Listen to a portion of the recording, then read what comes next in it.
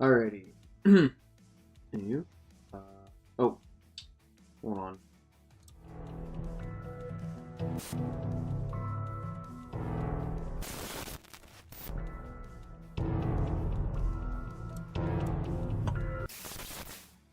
Okay.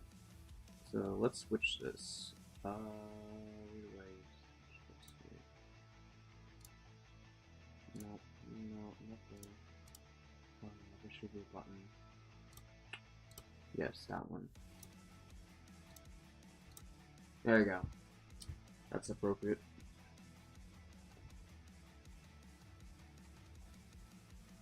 There we go.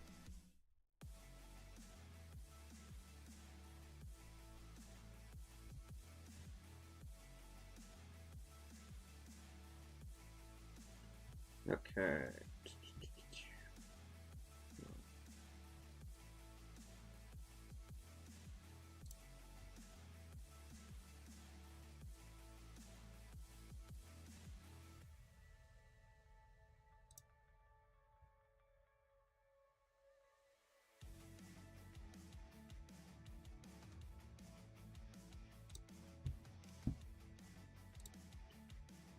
In here, we're gonna get started soon. Just give me 1 sec.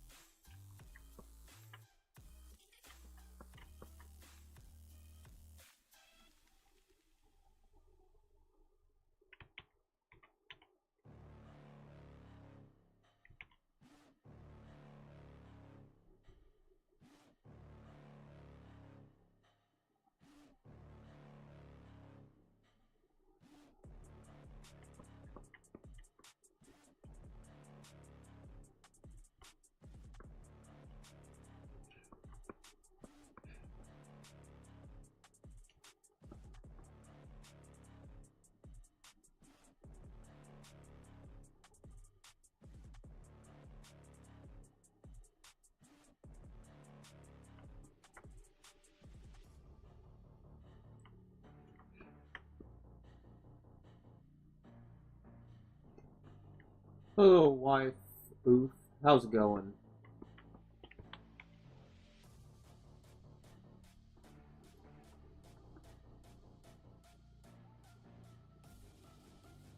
Welcome to the stream.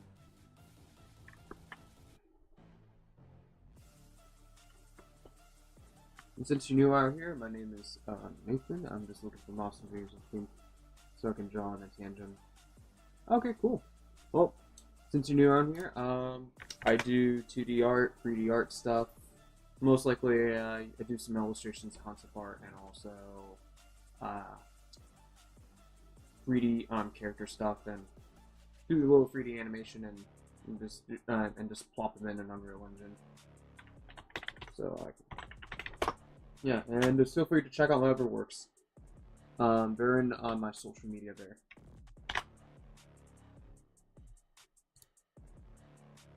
Or not, welcome and chill.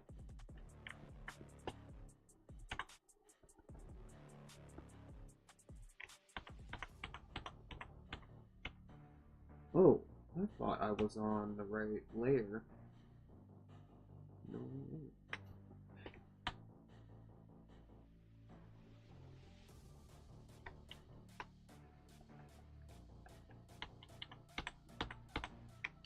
Thought it was on the mask.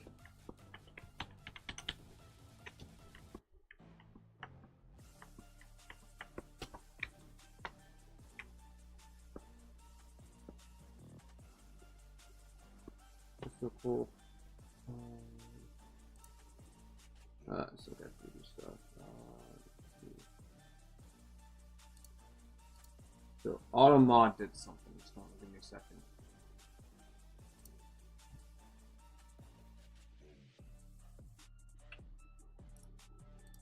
Well, there's no me. Expired or not to post a chat. What? No, this is fine. How do you... I was silenced. Yeah, by AutoMod. Let me see if I can do anything to switch them on settings. Yeah, that was Twitch's AutoMod. Yeah, I saw what you said. One time I tried to make a ball in Blender and it made me so mad. Well, usually balls, dude, you can find them like in by default sphere and stuff. But let me just figure this out.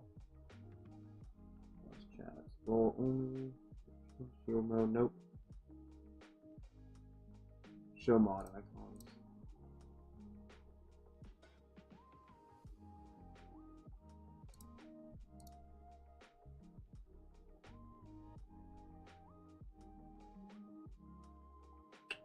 Huh, interesting. Oh, you're using Paint Tool Site app feeding? Oh, I was, but I'm using Clip Studio now. But I still use Paint Tool Site from time to time.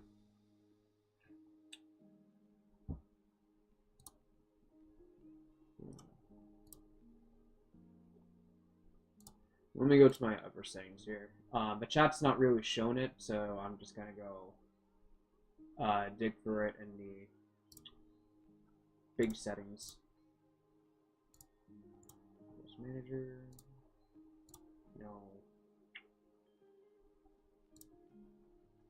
No, I haven't touched Twitch moderation settings in a while, so let's see.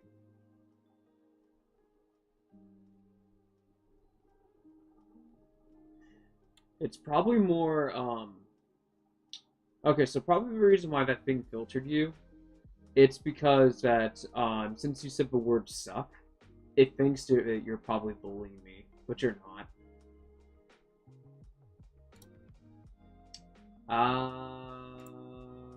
Let's see. Yeah, there's probably not much I can, like, just do anything with it.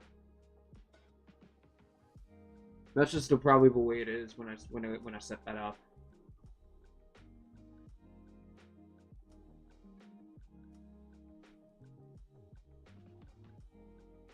Here's just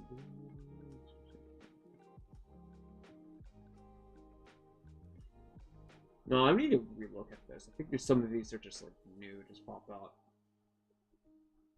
Test settings. Hold on, I'm gonna Control C, Control V your comment there.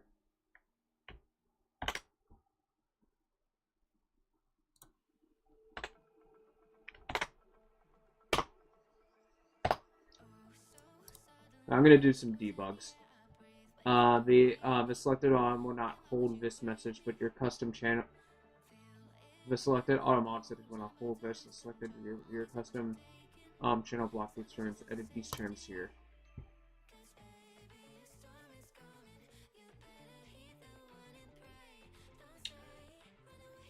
Oh, I see.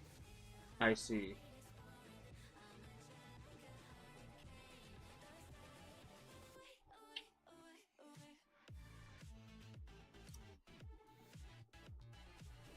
It was mentioned like 2 times. Huh.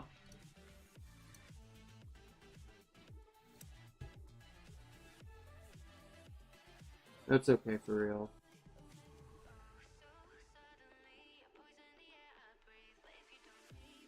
Yeah, I think the reason why I had that,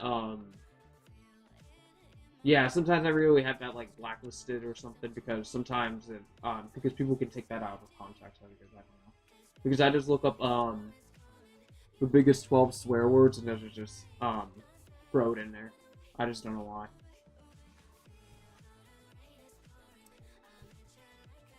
Because I wasn't sure how the filtering thing works, so I was just playing it safe.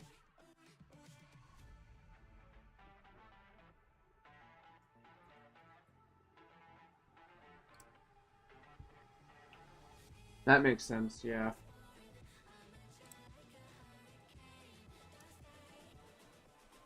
Yeah, no, I'm gonna leave it alone. I'm gonna leave it alone. I'm gonna leave it alone. Are you doing that color of that illustration? Oh yeah, of course, yes. I'm doing everything like black and white first for this one, and then after that I will colorize it with the certain techniques and tools. It just makes it easier for me to lay out the values if I decide to choose the painting route on this one, which I am. Because I do have a thumbnail like right over here. And eventually I will do a sketch of like a little character over there.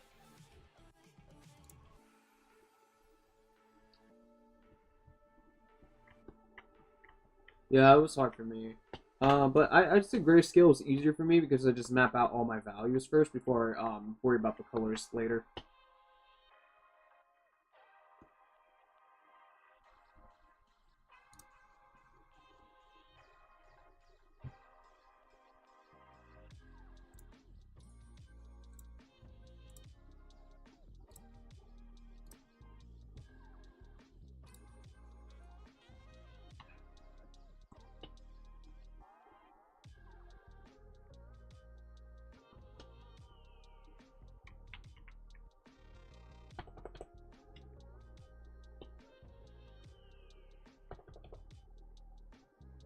Right now, I'm just redoing what I did because I wanted to like edit the mask and not like the thing itself, just in case I want to rewind in a non-destructive way.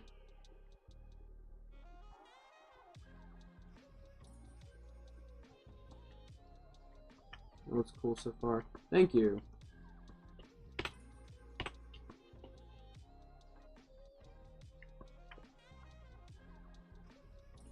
So I'm just like chipping up the edges right now, so to make it more like rocket shield than just straight fine corners. So I'm just making it a little bit unsymmetrical, just a little bit. But thank you. I'm glad you like it so far.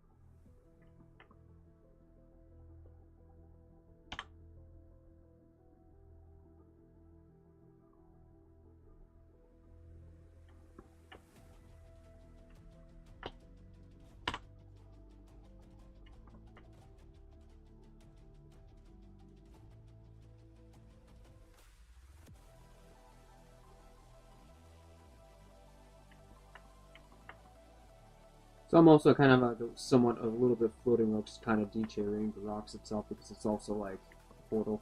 You also draw characters, yeah. I primarily draw characters a lot, but mostly it's my OC stuff. But I also like to do some environment stuff every sometime then. To do some little extra world building too as well. Yeah. I also do write on my free time, but I kind of did only. I've worked on some of my comic script last week, so I think I'm almost done with the first issue. But as a comic script, but I'm taking my time just writing out on that. But it's like my medium priority as I'm just more likely focusing on just finishing up. But I want another portfolio, but I'm just like polishing for 3D for Unreal. And then this for all these illustration stuff that I'm doing here. This is mostly going to be thrown in for the Redbubble stuff, so I at least have like a bit more context if anyone decides to one day, buy something on Redbubble. Or is another form of way just buying something on Redbubble just to as a transient of just like another form of donating money, but you get something in return. I'm planning to make a Rebel. Is it that hard? Well, if you're choosing to follow the trends and be more of a commercial artist route for that for Redbubble, then it's not that hard if you know what certain licenses that Redbubble allows you to do for fan art. I personally, for me, I don't prefer to do fan art unless someone's paying me directly from the person who wants to make it or the company itself. That has the ownership for that. But I do know that reason why there's certain fan art that you're allowed to do on Redbubble, it's because they have a certain agreement with partnerships that whoever makes the fan art will basically you'll get half of the payment of what you get, and the half of the payment will go to the company that make the product IP and stuff. So, however, Redbubble does take 80% of your money because they had to make all the products for you, because they had to make all the paper and the machines and stuff like that. Even though they print and make stuff on like shirts and other merchandise on there. So the retail price is high, but however, you can mark up your price any way, shape, or form you want. So if you don't like the current price set by default, you can always mark it up enough so you can earn a living off of it at least. It's just the only problem is that the depending on what products you make, if you're making more original art, then you have more luxury or the right to basically morally increase your prices. However, this would depends on if the consumer were willing to take more of the expensive piece that's more of original and more handcrafted. However, if you're just remaking the wheel or just using fan art, you most likely you can create content a bit more faster, depending on which techniques you're making. If you're only interested in the produce stuff that's like that's what people are in demand to buy stuff right now, and then people will buy that stuff and they'll buy a lot. However, you will have to sell it cheap. But if lots of people are buying it, then it will accumulate a lot of money. So, but it also depends on the choices how you do it too. But if you're expecting to do just to make original stuff and after like practicing your craftsmanship and stuff, in long term, then it's going to take longer for you to for your Redbubble page to get noticed and stuff like that. But if you're more into like the extreme restrictive business side of the art world, where you actually just more focus on the business side than trying to create your own original stuff, you can still make money off of it, or just plan your art style to be super minimalism. Then you can make a boatload of money, because all it is just basically simplicity, but you can multiply that because you're making much more stuff. Yeah, capitalism and stuff like that. But what's interesting that Redbubble's headquarters is in Australia, so they're a foreign company. We're not a U.S. company. However, Australia doesn't play by socialism or communism. They play by capitalism. So yeah, it's still kind of the same thing. So it's up to you how you want to use Redbubble. Like, if you want to make it more of an immediate income for you, then you would have to consider just to use the commercial side of things.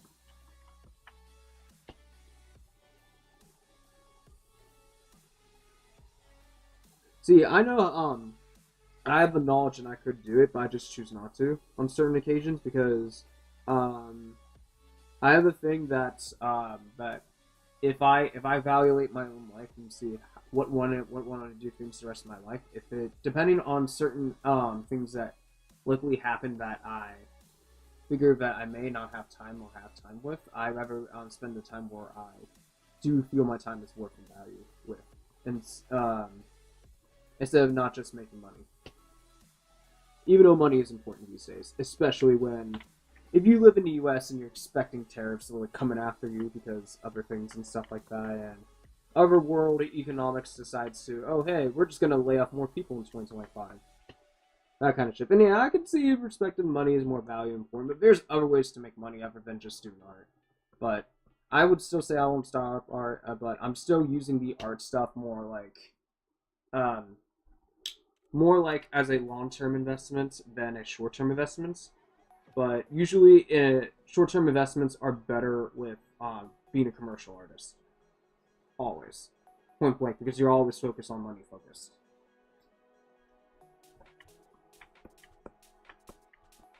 It's just that when you're trying to make something original, it's just that people, I mean, there's people out there that you see on the internet that people will like it and take a chance. But in the business term size of it, you won't see it would make money until after super extreme long-term investments until people realize, oh wait, this is good, and then it'll be normalized, then it'll be canalized, and then you end up creating your own trend, of course, but then it'll start this whole basically a startup with a spiel, and then it'll just evolve from there. But yeah, I've seen a lot of some brands in the past when they were like that. But then when they expanded and stuff like that, it became more commercial over time. So inevitably, all good ideas will become shitification. It just depends how long can you preserve it.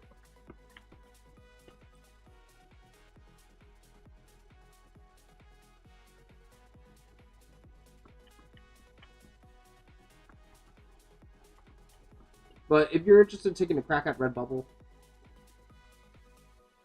feel free. I feel like I just took an economics class. Yeah. Yeah, that knowledge is still very important because I feel like that's like survival 101, unfortunately. When you live in a it all applies to all matters. It's just that depending where you live in, there's other things and pros and cons to have what type of economics that you live in.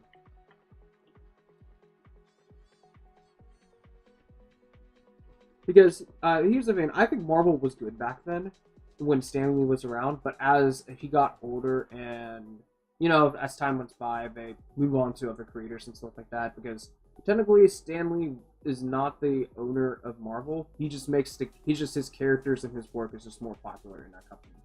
And before Marvel, they were that brand was something else. It was something like Imagine Comics or something.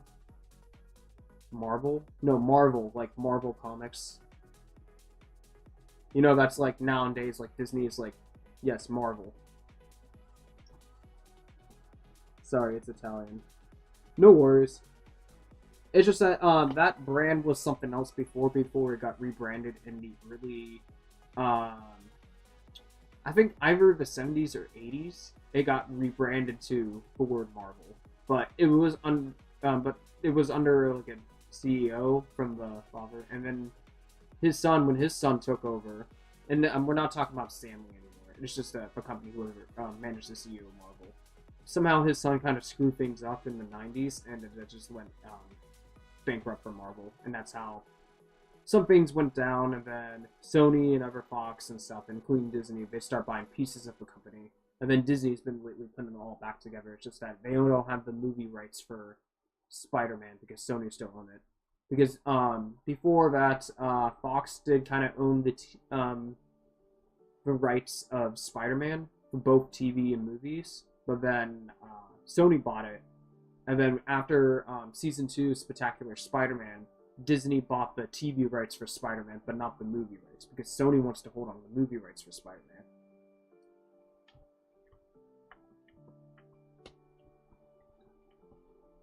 But anywho, the point is back to the original point. So, yeah, apparently, yeah, Stanley got popular for his own characters and stories and stuff like that. But as over time, things got shitified, of course, because that's just how it is. Because if you look how lately Disney's been putting out things and stuff like that, it's just without the husk of the former idea of the original premises, all it is just repeat, loop, rinse, and repeat. Especially with some things too, because people are getting tired of remakes because all it is just recreating the same success of the past, but it's kind of impossible unless someone tries to make something new. Because I feel like it's getting to the end of that life cycle. Like, who knew, like, if someone wants to, like, you know, create stuff like Greek and Rome myth legends, like, for example, you remember the Greek god stories and stuff like that? They were once popular in the BC era for Greek mythology, but those are the most popular ones. But I wonder how long they got pretty much tired of that philosophy, because it's been out there so long that people want to move on and find new stories to tell. Because as over time, as things order to get, and if there's nothing new or innovating going on with it, people will eventually abandon that story, just and find someone else who created a new story that's to make it popular and rinse and repeat all over again. That's just my opinion.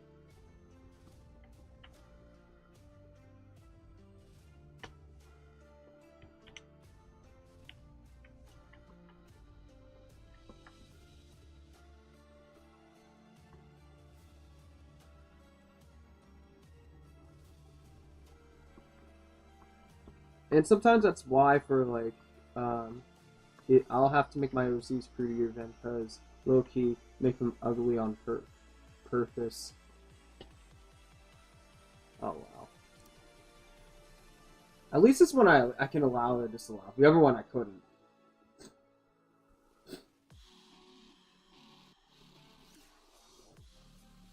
Yeah, don't make them ugly. Don't make them ugly because I mean, it's up to you, but there's been history in the past that's pretty much recent last year. Here's a bad example. What happens if you make your characters ugly? Concord. There's your answer. Don't make them ugly. But if that's what you want, that's what you want. But the feedback is there. The feedback is there. Not everyone likes to see ugly things. Too.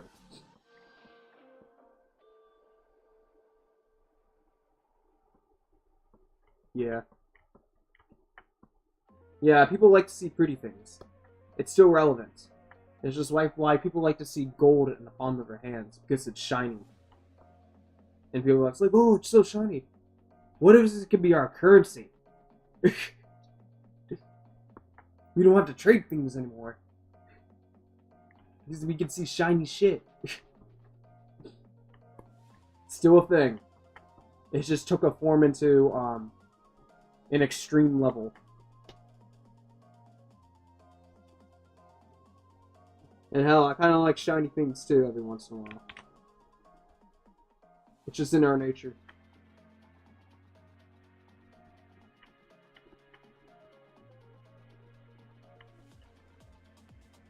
I know, right?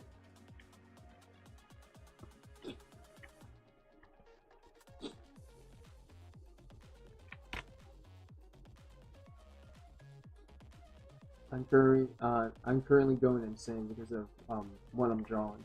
Oh, tell me more. Tell me more. What are you drawing?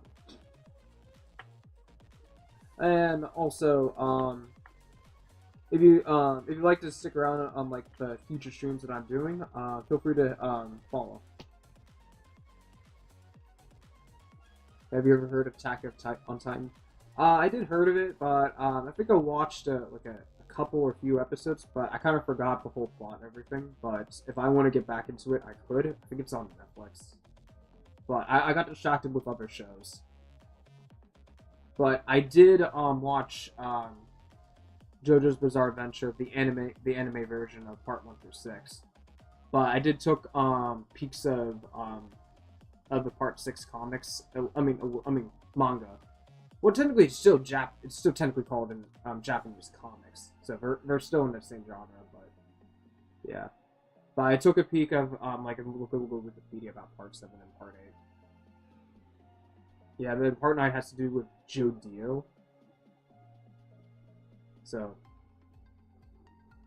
yeah, but hey, Wikipedia is fun when you're playing cheap and just like I just want to read the lore. But I don't want to buy it yet because I can't. I'd just rather watch it on Netflix. Oh, I love JoJo too.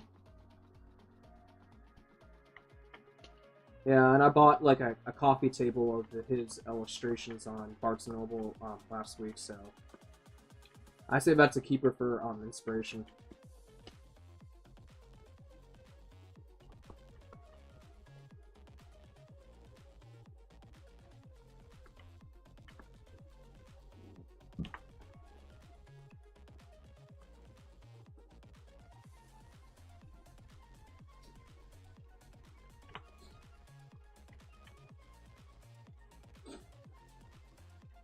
JoJo saved my life since I talked a couple of years ago. I got so much better. Huh, interesting. Yeah. Well, funny enough, I started watching JoJo in 2020, but I did heard of the To Be Continued meme back in 2014, but I didn't understand where that thing came from. And then I did kind of saw a little bit of Adult Swim in 2017, but I didn't really pay attention too much to it until like COVID hit. And I was like, okay, I'll watch JoJo.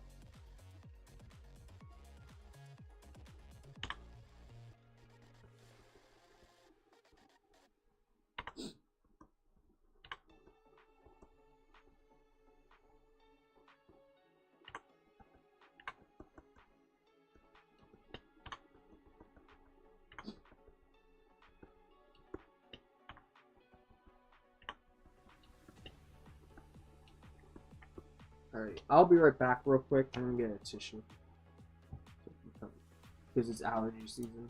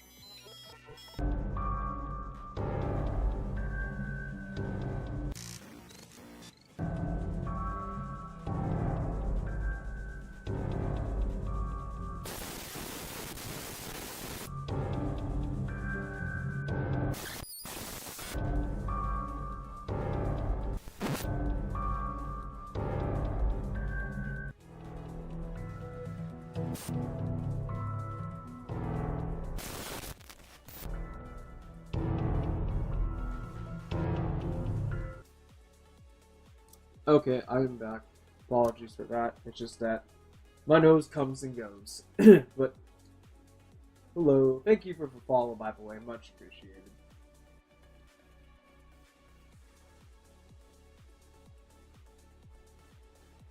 And I'm wearing, I usually wear two, I mean, usually one, but now lately two, but I've been putting some, like, weight off of that, so.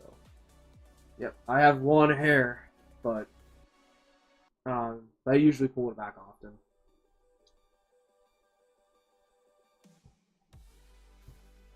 Because, I don't know, I got tired for getting haircuts every 3 months.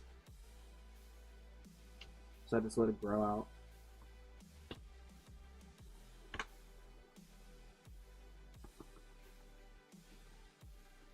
I got a mullet because I'm emo.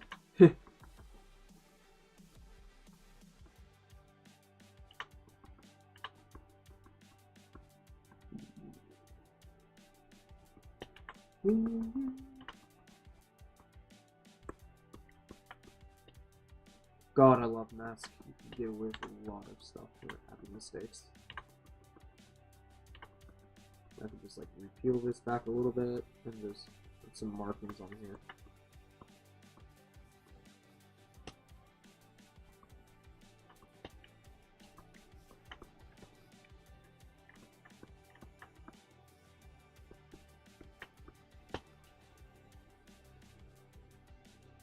I'm rendering right now at Pillow. Oh, cool. Are you doing some like rendering practices?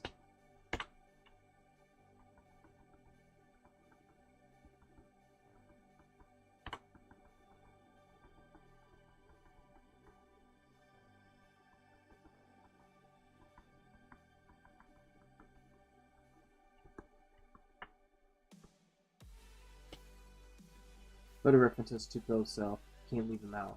Ah, makes sense, makes sense. Makes sense.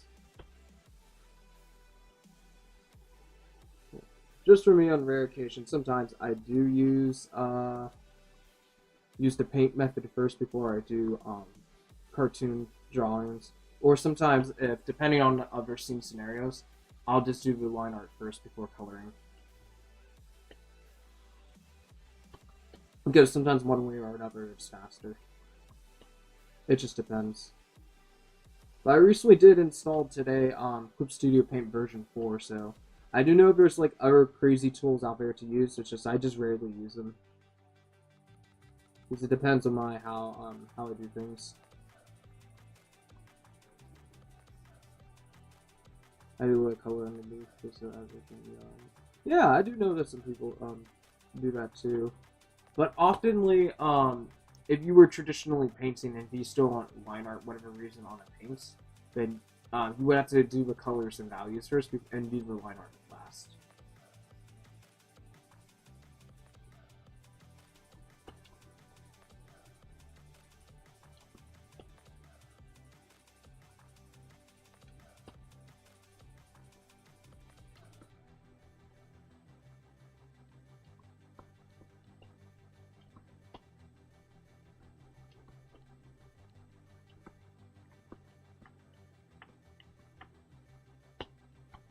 Okay. Yeah, the micron pens are good. I mean, I still have them around. I still have like collections of them, but I haven't dipped into those microns lately. Like, I would say a few years because I was got a little bit more busy in college, doing well. College is much more like what I did is still it was still like an art school. However, it was more focused on game development stuff, so I did a lot more digital. However, whenever I traditionally draw something, I just use a Papermate pen, and I just sketch. So I don't have to worry about bringing like HB pencils and stuff like that. I can just like sketch anything in one go. Which in a way, I'm still using ink. It's just Micron has more like a fine tune to it if you're just like finalizing something for quality purposes. And how I haven't yeah, well, still pen sketching is still good. It does look kind of efficient too. Because sometimes whenever I do want to take time in sketching to make a piece, which I did other times too. I do remember if I can find that drawing. But it's in my screensaver. Yeah, it's in my screensaver somewhere.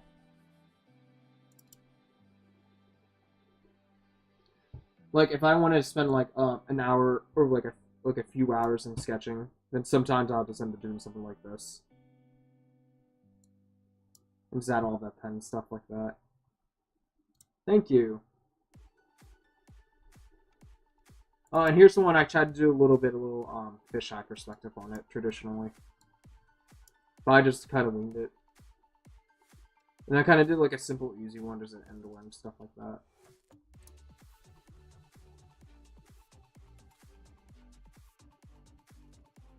Oh, here's another one I did. That one. Let's see. I know I still have the sketch somewhere.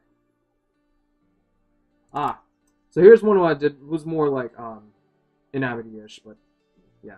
There. Oh yeah, here's the recent one I did digitally. Side thing.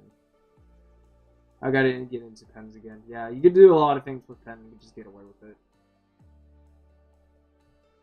And then the recent ones I did was on Instagram, but I did download them on this computer to make this post. Yeah, and here's just like a few quick sketches. And here's like a few I just did some thumbnails. So and for sketching, it doesn't have to be pretty or neat or anything. I mean, the neat part is optional. I just do it because I like it. But sometimes if I'm just planning out ideas, then it's okay to be sloppy a little bit, because you're just creating some ideas. This one, I was some kind of like was outside at one point. I was kind of like, okay, I'm gonna do a little bit sketching of that. I stopped halfway through because I had to do other things when walking around in life. But I still feel like this is like a good idea if I was ever trying to get some ideas for creatures. Even though this person's supposed to have a fourth leg. Copy of that. So very great mood boards. Yeah. But to be honest, a real sketch is like an unfinished piece. Intentionally. But it's still optional that you can just make something cool and clean and look at it. Because there's not really a standard too much in sketching.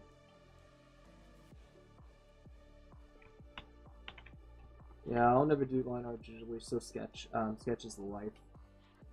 Oh yeah, I do know that some artists prefers to do line art traditionally and then paint it in digital.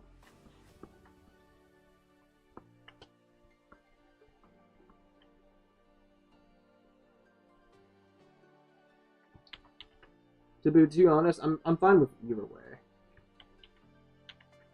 I just do it whenever it's convenient.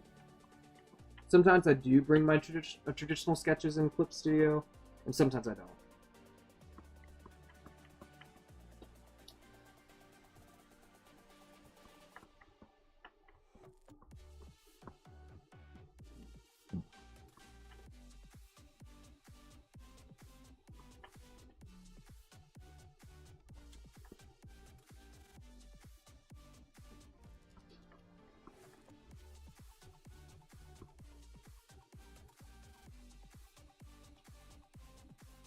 And I know I'm putting so much emphasis on this rock. However, I could just texture and layer this, but I feel like I just want to do this kind of a little bit traditionally a bit there. To have a little bit of an artist touch on here. Because essentially, I do have other brushes that I made.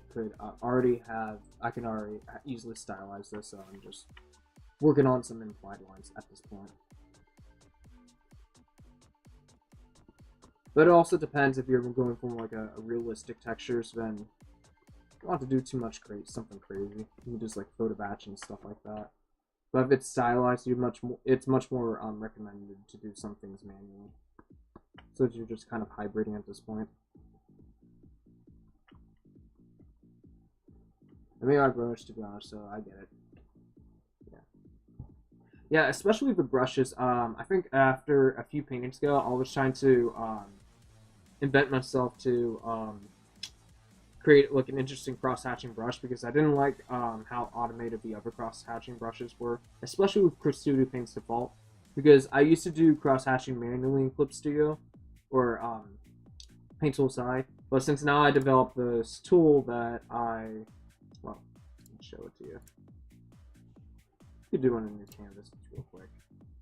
It's just since I reused some of the alpha brushes that I made that was meant for Substance Painter, but then I took the retook that out and then reconverted it into a Clip Studio brush because I did like how I did the cross hatching.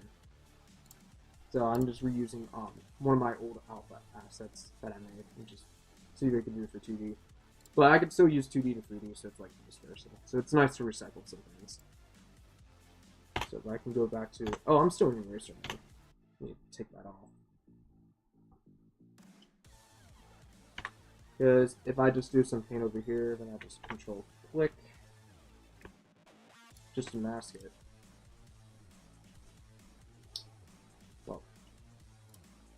Well, in Photoshop, it used to be you can right click and mask, but you can just do it here. And we'll just have the background. Let's see. Just, yeah, do it like this. Oh, do I still have selected or something? Yeah, I did. Let's just go back here. We'll do it with that. And then what I can do over here, once I pop into over here, I can activate eraser mode and then slowly just start to tweak a few things here. And then build up the cross hatching from there on certain value things. And you kind of get like soap and stuff like that. Yeah. Which on some point, after I finish all my Redbubble major projects, then I do want to make a tutorial video about this and how you can make your own. But I do be planning to sell some of my brushes on Gumroad. Especially when I made my own custom scribble brush. Where you have two ways here. You got the regular one, which you take that away. You can add like some scribble stuff on the outline contours. However, if you want to do some inside textures, I can invert it. But this is a different brush. So I got Scribble Chaos and Scribble Invert. So I do Scribble Chaos first. Then what you can do with Scribble Invert when you erase, you can start adding some like inside here, almost like a real scribble can have it. So you're just building that up a little bit. Then after that, you just kind of like take it in or take it back. And you just rinse and repeat. Just a little bit. And the longer and the more you do that kind of pattern overlaying it, then you can actually get like a more of a realistic believability if you were scribbling on traditional paper on pen and ink. Then you get something like this. Especially when you zoom out a little bit. So it does create its own textures by default. And this is just basically if you just want to black things out. And especially if I do want to go in reverse mode on this. Oh, actually, if I do want to go reverse mode on this. I think I was painting on the. Oh, I was. Control V. We'll just remove the mask and just delete mask. Control click. Let's just create the mask. I was supposed to be on the paint, but it doesn't matter. It's a tutorial. We'll just control delete this one. And then now we add something here. Because if I want to just do regular cross hatch, which I could, but I barely do this anyhow, because I kind of like invert cross hatching a little bit.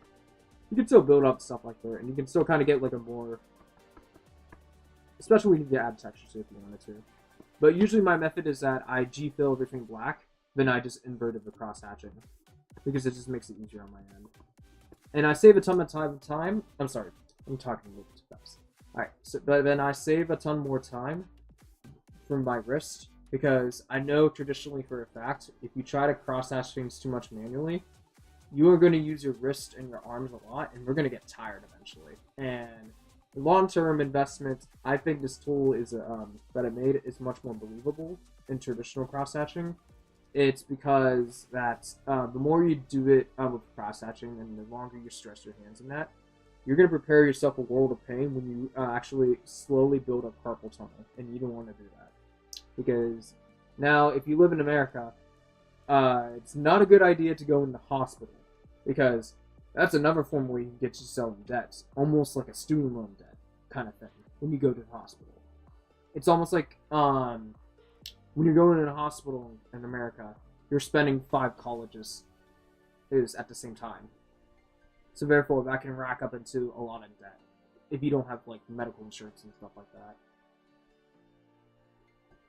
But still, that's still a lot of money. That's still a lot of money, and it's very hard to afford medical insurance in America. So, yeah, you got to really be on top of being healthy, otherwise you're gonna screw yourself in the ass. Because you have to be careful what mistakes you make. So, in any case, this tool is a lifesaver for me in the long term. So, I'll be using it like super often. But traditionally, I'll still crosshatch. It's just that I won't manually abuse it too much in digital. Because this is just saves time. And it's way better than those brushes. Just say, well, let's just get it like a side thing here, just a side blotches thing over here.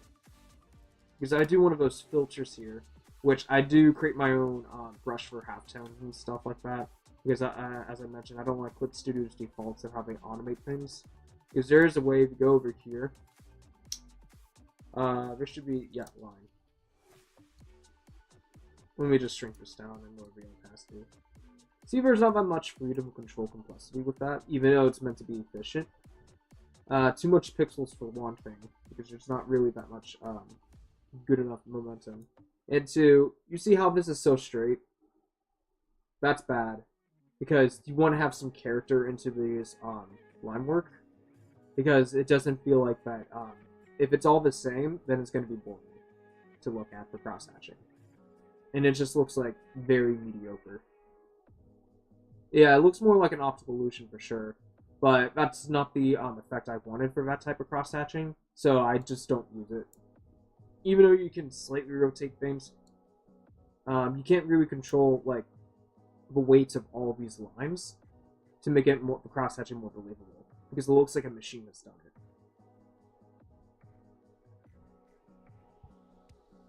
And as you shrink it, yeah, you can shrink the, basically the opacity, you can shrink the lines and stuff like that, but it's not that potent.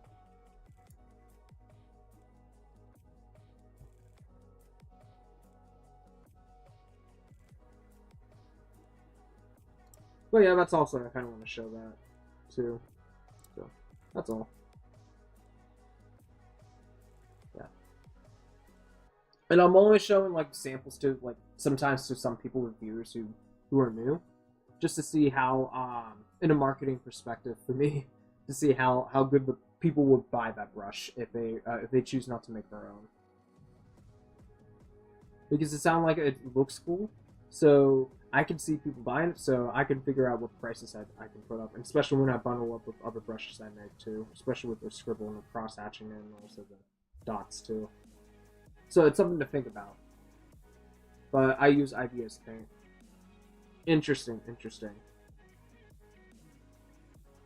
But, let's see. Because I know I made this for Clip Studio, but it's very hard to, if it's made from Clip Studio, you can't really use it in Photoshop. However, if you made a Photoshop brush, you can use it in Clip Studio too, because it'll just convert it into a Clip Studio brush. But you can't use a Clip Studio brush onto a Photoshop, because Photoshop, Adobe never designed it to convert SCT files. So there's that.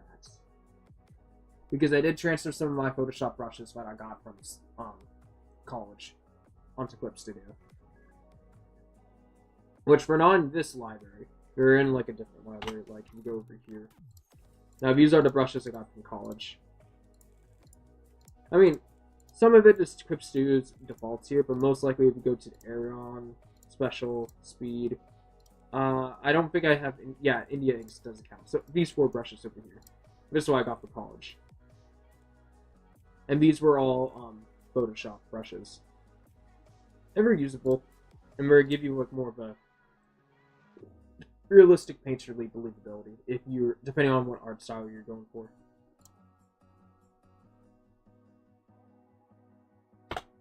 But overall, I've been cruising it just to make my own brushes, just to make the style more original.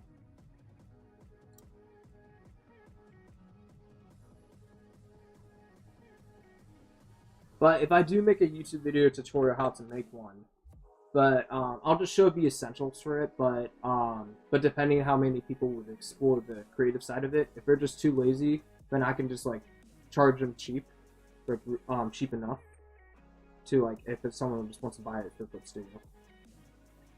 But if I made a tutorial, then kind of in a sense you could put the tutorial together, and you could just like because I've seen a little bit of how IBS paints or maybe that's I saw it in I saw stuff in Procreate. Never mind, forget it. I'm not sure how IBS paint will create brushes. It's probably similar, maybe similar or not, because all it is just alpha brushes and telling them what to do. And what I mean by alphas is like you create a sample from the real world, or you basically draw your own black and white grayscale stuff, and then you apply it as a texture. Maybe you could make a Patreon. True, but then I have to have certain subscription tiers going on, and that takes certain dedication to it. And I also have to provide a unique reason why you should invest my Patreon if I ever make a Patreon. So that's another creative project I end up opening up a can of worms while I have other creative ideas I want to focus on first. But it depends. If I do ever find a good idea why I should make a Patreon and how I see people will buy it, then I would consider making a Patreon.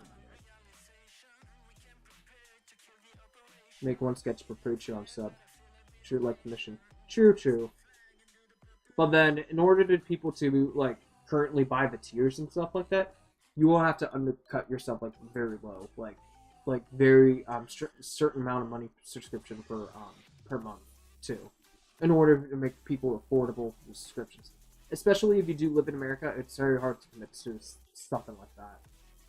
Unless you're the type, usually if you're most 80% of people, you're the type of person to just leave your money in, and just don't change it back every once in a while. Because there's people out there that just leaks their subscription, and they just don't undo it, and they just let it redeem itself every auto pay. And especially that can get worse if you are spending an expensive subscription too. But yeah, that's good something to think about too. But if I just do a pure commission, like if you just talk through email, just do business stuff and stuff like that, then you can get a lot more money out of one person because we're asking for your expertise. Because it depends if they can't afford you.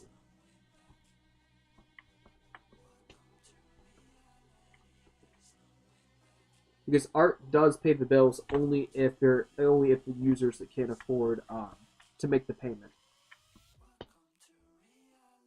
Sorry, I was looking back. I was so focused on the shooting stats first. I heard most what you said. Okay.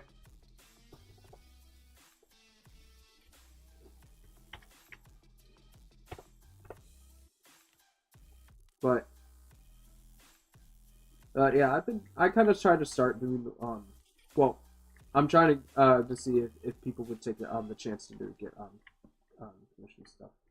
All right, I'm done with John. I'll go to bed and hope you have a good day. Oh yeah, you too. Thanks for stopping by. Hope to see you around again.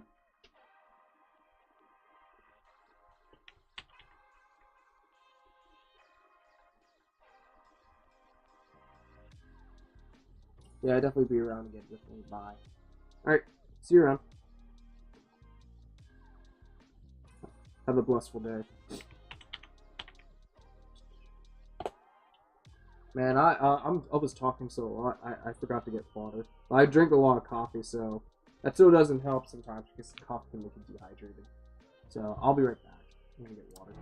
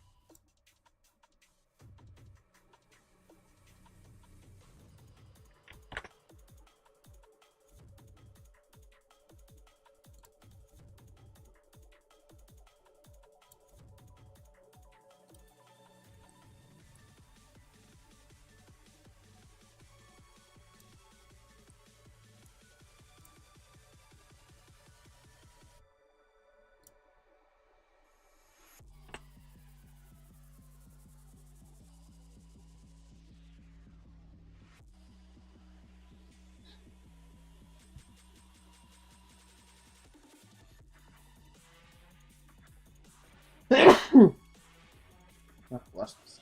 Okay.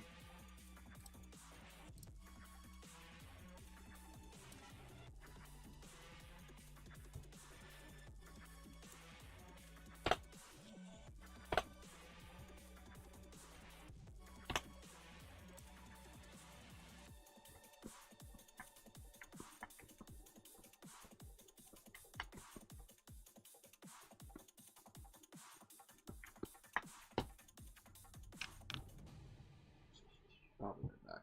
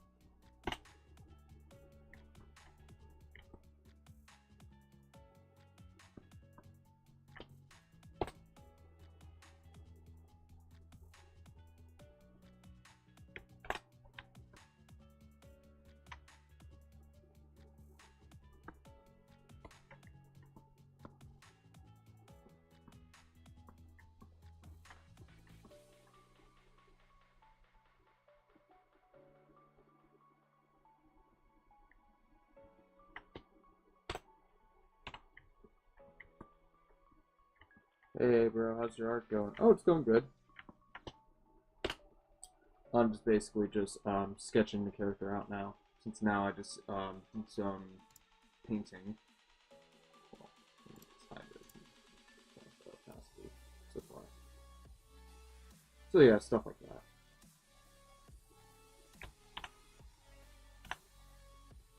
Oh, nothing else. Turn it back on. Or actually, this one.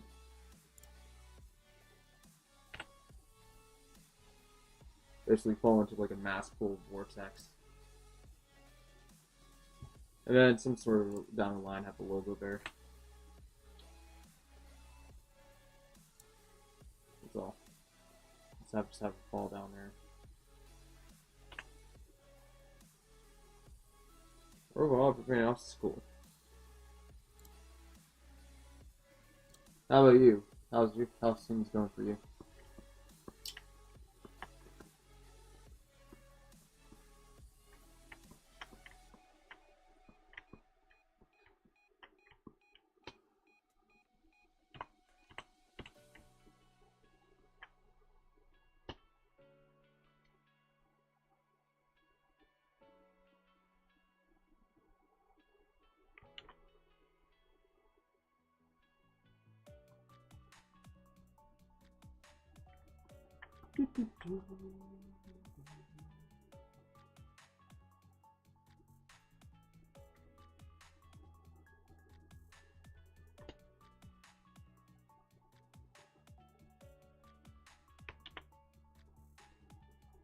I did all my social media posting this week, so that's cool.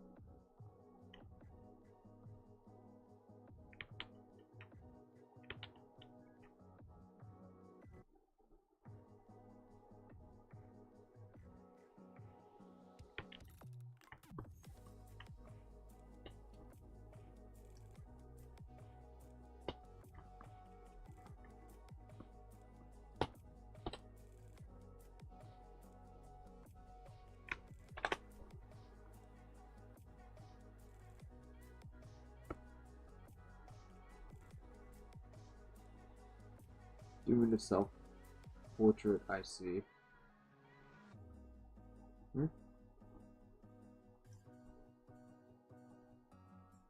What do you mean? This is totally a character. Oh, are you doing the self-portrait? I don't know what you mean.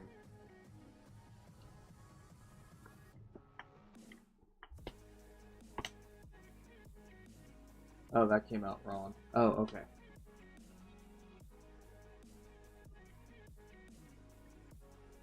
I'm doing painting and oils. Oh, okay. Cool.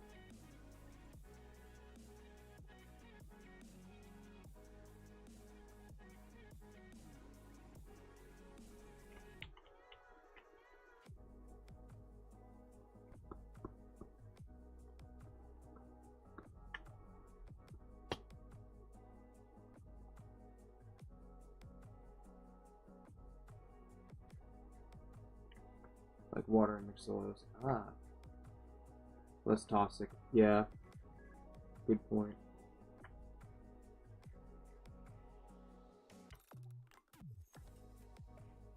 Yeah, if you do want to share what it looks like so far, feel free to share it on Discord.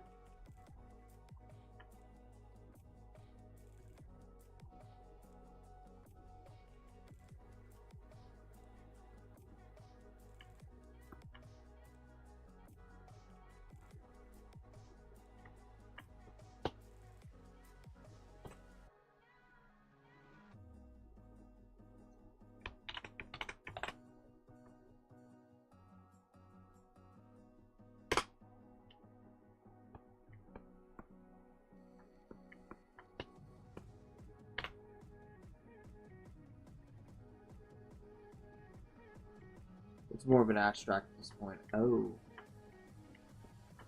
Okay.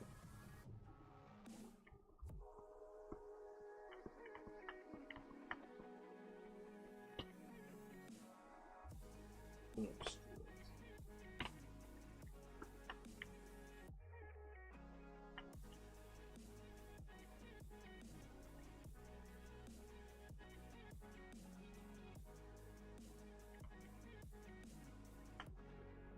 Yeah, it makes sense. Especially with charcoal, too, as well.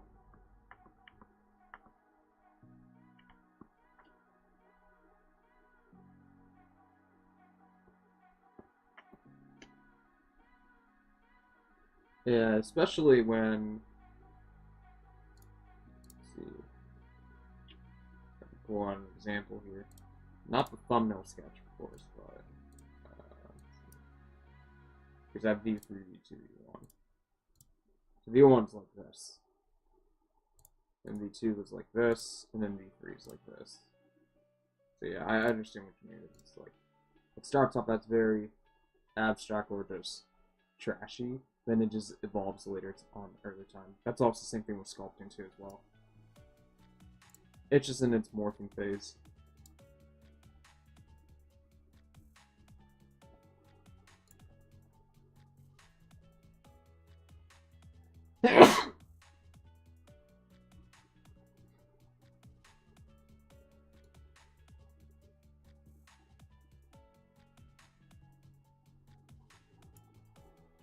Thank you.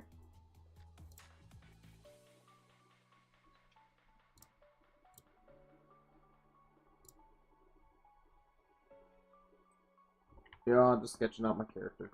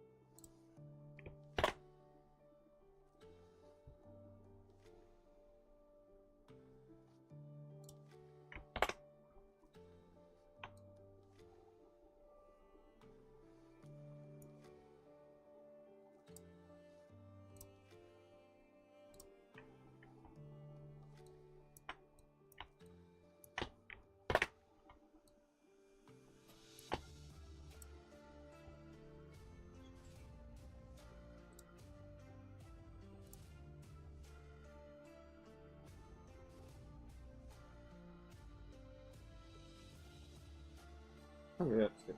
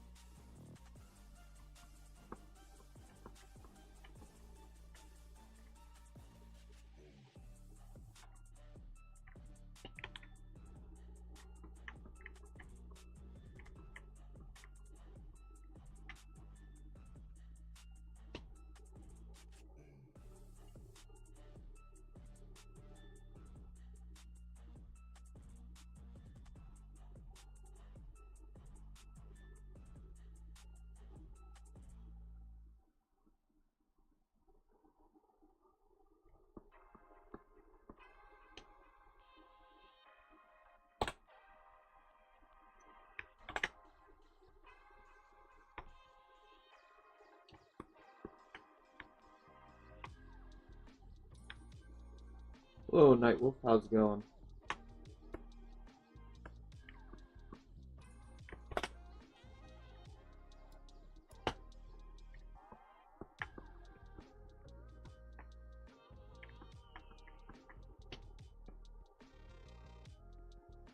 Pretty good, pretty chill.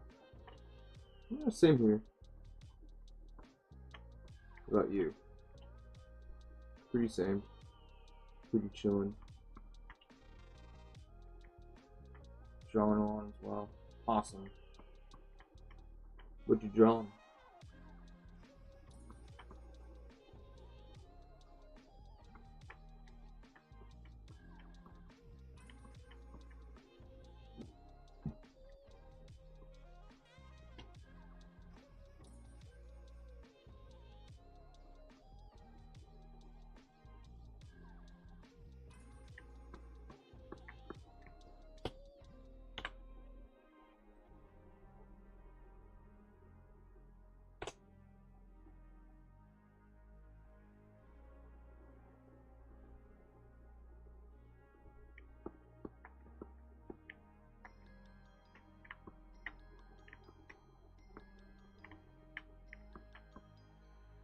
Sketch of Superman being meaning to draw him for a while. Been meaning to draw him for a while. Oh, okay. Cool. What kind of variant of Superman are you drawing?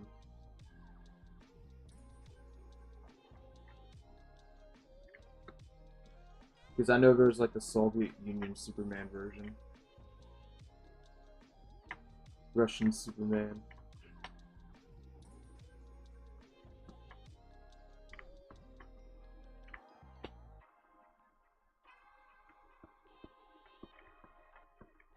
Injustice 2 version. Ah, cool. Yeah, there's a lot of complex unlike suit video game series. Oh, yeah, for sure.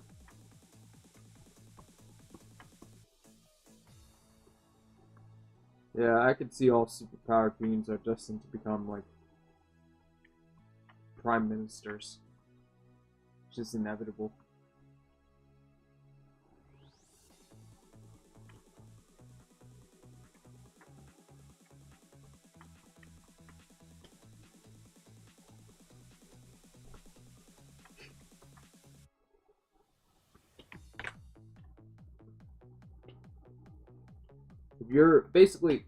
If you're the powerful man in the world, you're gonna decide either one thing. Either one, you either gonna rule people, or two, you're gonna just destroy everything and just commit suicide.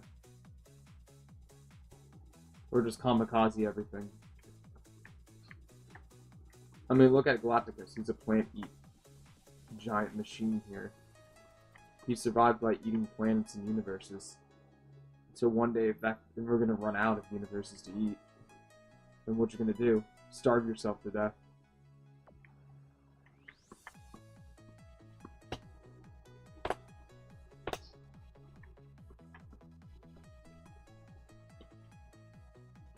True.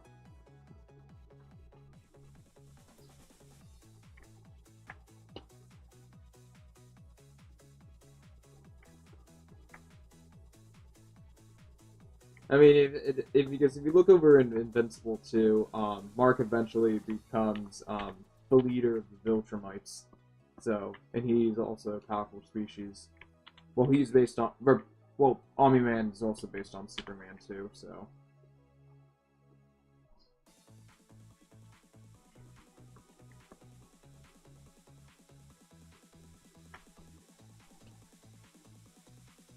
You also got to remind yourself also. I'm gonna probably talk a little bit about Goku in a sec about his power. So because he's been start off in the beginning some normal dude, and then he has some little bit extra Saiyan power. But then the moment he gets injected through Dragon Ball Z and Dragon Ball Super and GT, okay, this man became like a good fighter. So all of a sudden he can destroy planets if he chooses to. And you know what's hilarious? Yeah, he acts peaceful and pacifist like a good guy in the beginning. But the moment he starts wanting to find a fight, that's when you should be concerned about your livelihood. because he put in Super, he literally put all universes in danger because he just wants to fight someone more powerful on his own terms by asking the well, one Xenos and the other variant Xenos to set up a tournament, which in cost of destroying people's universes, all just for a good fight.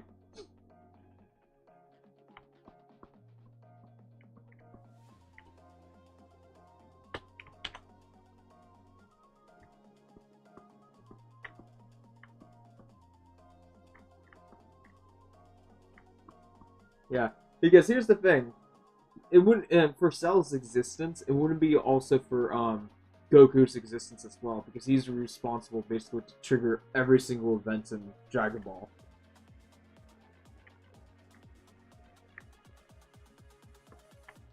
Because if we do a what if series, I know Goku's like the main character, but what if there's a what if of like Goku just died on birth, and then the story would be completely different, but then mistakes that stems from Goku would never resolve to that. Because I think R and I think R, I think that's how you pronounce it. Those the people who creates androids, they basically monitor every single species that comes to Earth, and then just analyze and have their skills in DNA, and just creates either an android or a super bio weapon that can destroy people. So yeah, there's that too. But then there's also Majin Buu, so yeah, he would probably definitely cause destruction at some point too, without Goku too as well. So, and because I think the only consistent threat would be just like maybe not Frieza, because Frieza would probably never know Earth existed at all until at some point later. Maybe, I don't know.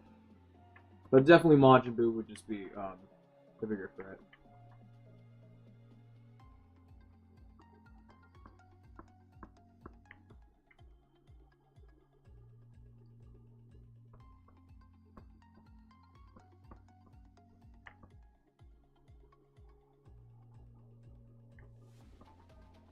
Yeah.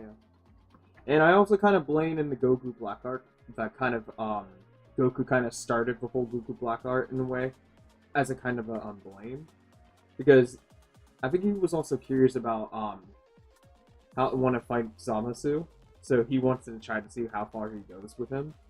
And then the fight was short, of course, but then Zamasu started getting ideas to use his body because how unique Goku is. He thought he can use it, so it kind of sends off to him a little bit too as well. You can't have conflict without Goku's wanting to fight somehow.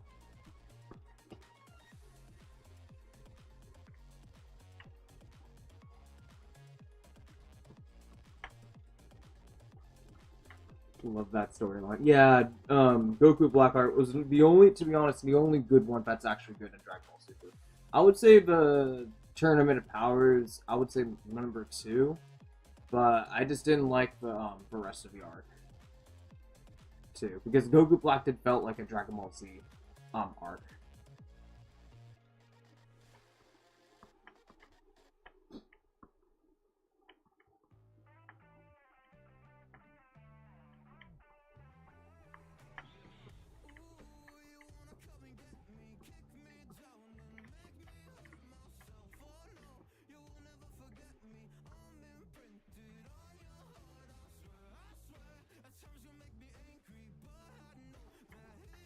Yeah, the ending of that tournament was.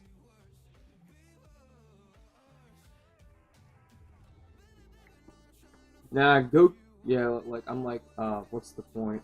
Yeah, the whole point of the Tournament of Power. I mean, the middle part is what's important, just to see a bunch of people just fight each other to the death.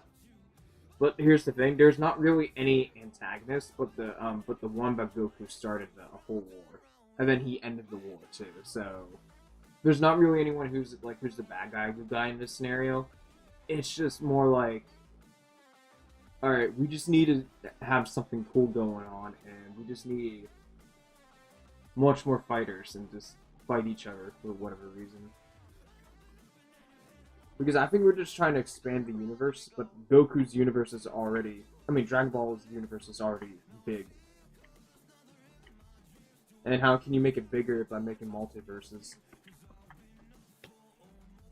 So, yeah. Because all it is to determine how it just made Goku look like he's actually a dangerous person when he's bored. In my opinion. He's like, don't keep the man bored because he's gonna find trouble if there's no trouble happening.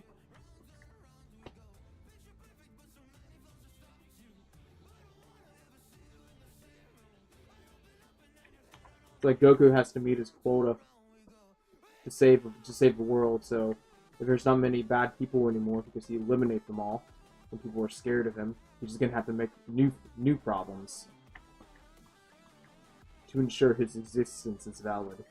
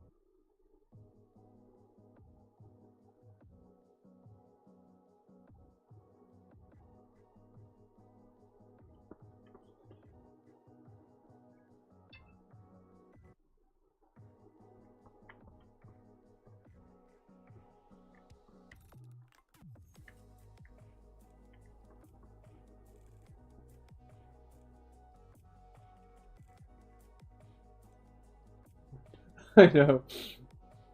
Go around for big fights anyone he sees. That's true. Yeah, and especially with people who are more powerful than like the gods and stuff like that. But then still, yes and no next. Yeah, but still, but he still have not yet to conquer Beerus yet. But he will eventually get to that point somehow, and that's gonna cause even more problems. Because how powerful can you get just to enough, just your power is so strong that you can just shard a whole universe dimension in half by just touching a pebble.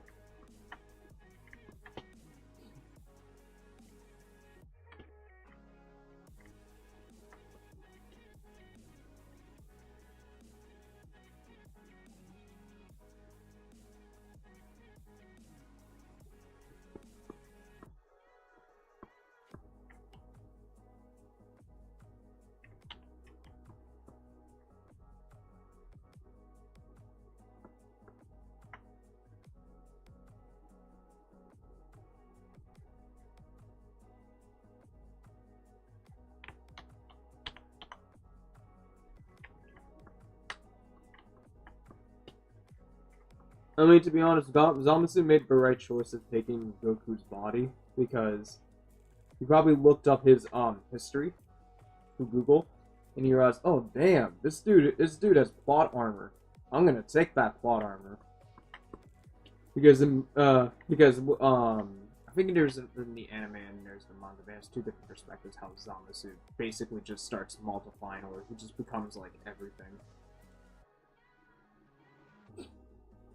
Because here's the thing, with merge Zamasu and Goku Black, every time when you try to kill him, He just uses remnants of Goku's plot armor, and he just somehow survives until Xenos comes in. All right, I'll clean this up. Yeah, no, right. He's like, plot armor. I'm gonna need that to take over the world.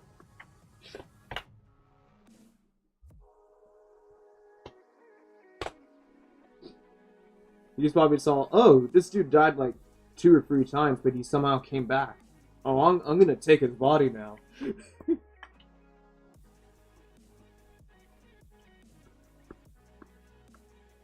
He probably just watched the whole Majin Buu arc.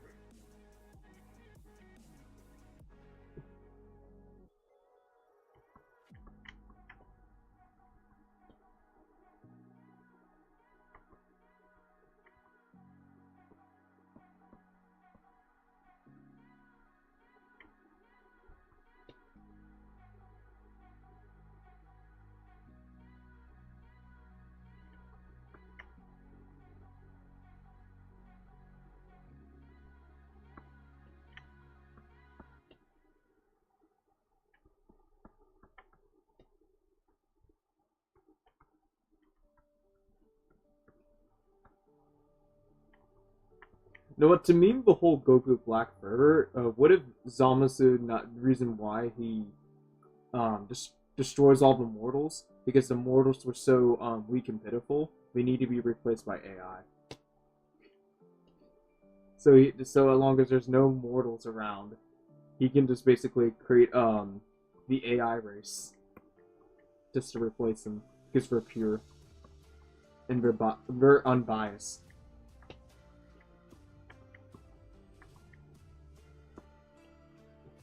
Now that's going a little bit to Skynet there. I mean, because to be honest, I wasn't sure if even if Zamasu ever conceded his zero mortal claim, what he was gonna do after that if he's just the only one that's alive.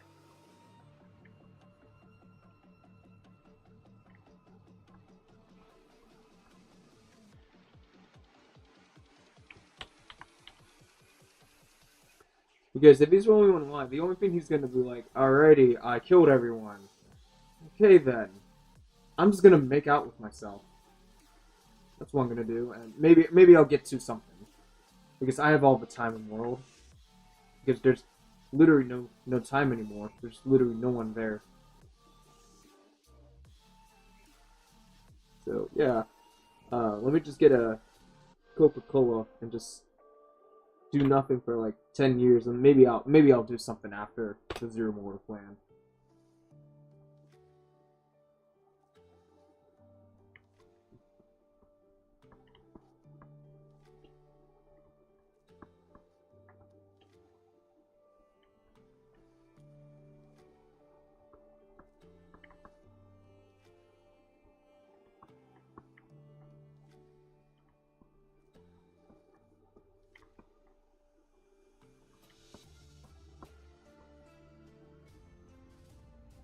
Because the only thing I got from Zama's madness is just that the only person he liked in his world was himself. Because every time when everyone else comes on to talk to him, and the moment you don't like side with his opinion, he just straight up kills you. Like it's Twitter or something.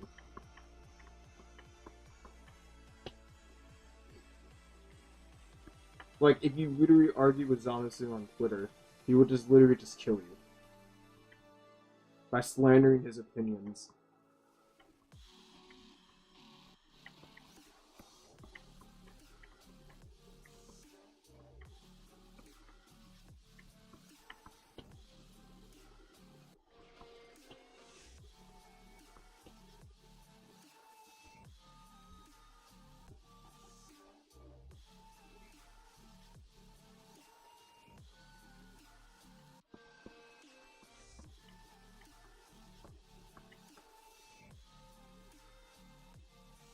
You expose Zamasu to... Oh yeah, that was true. Expose Zamasu.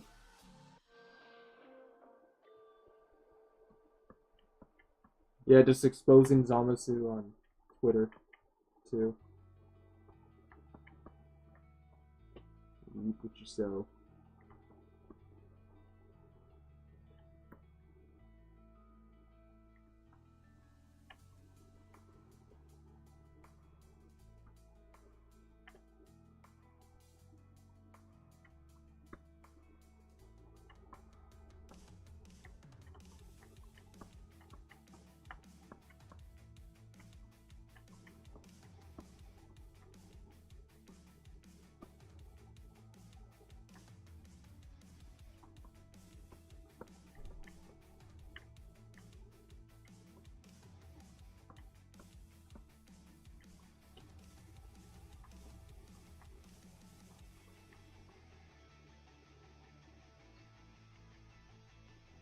We want to cancel some.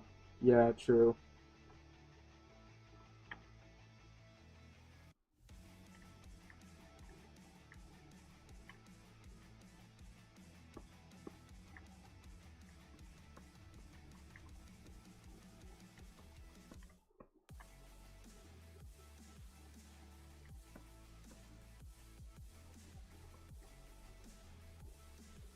Yeah, I imagine Beerus will be the video content creator, just being one of those drama YouTube channels, just exposing people, and then there's just and then it's just you just see the zombies that tweets and just have him just like talk over it and stuff like that.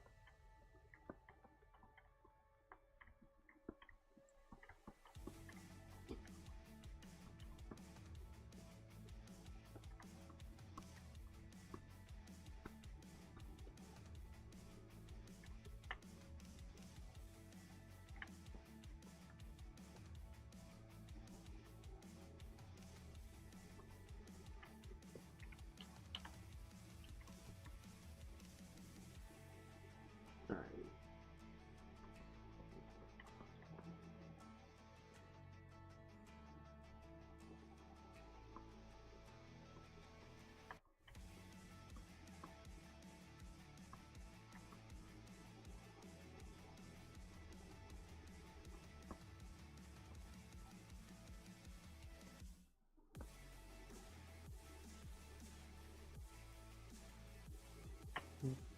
The world of Dragon Ball if he used to the internet would be too funny.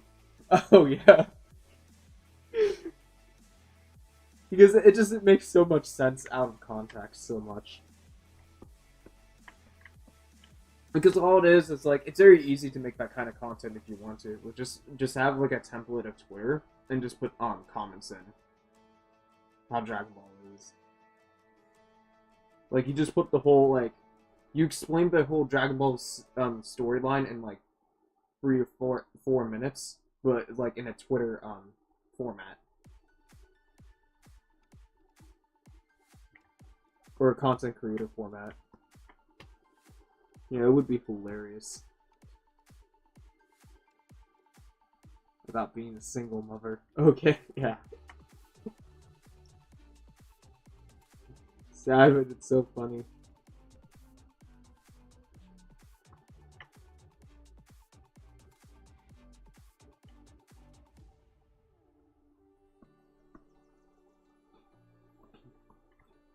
And honestly, Samazu will just post about woke agenda stuff, to be honest. Because he sees how the world should be different. In his own twisted point of view.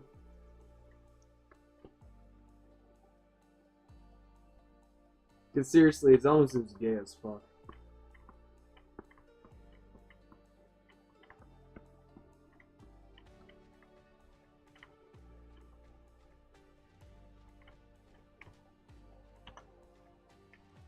Yeah, oh, it's Bulma, not Chi-Chi.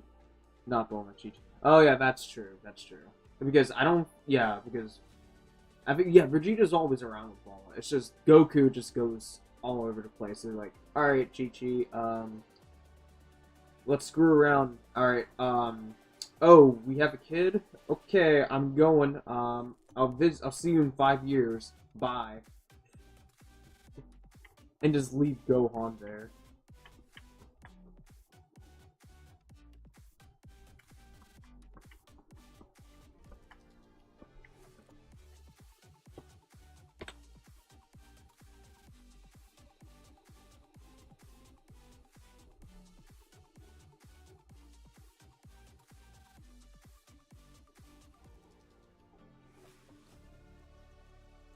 gone with the whole space exploration. I know, right? And at this point, if it was the real world, Goku would have been divorced.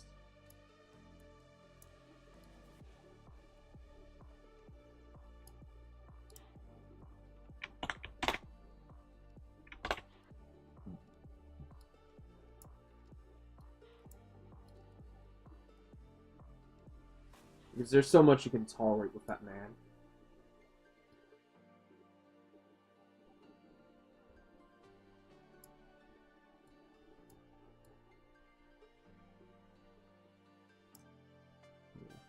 And you know what? And to think about it, here's how I see Frieza will just post on Twitter. Think of Donald J. Trump.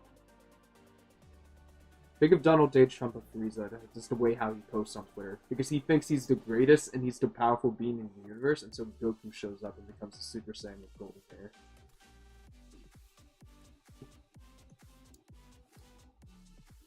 But then he still blabbers that he's still the greatest either way.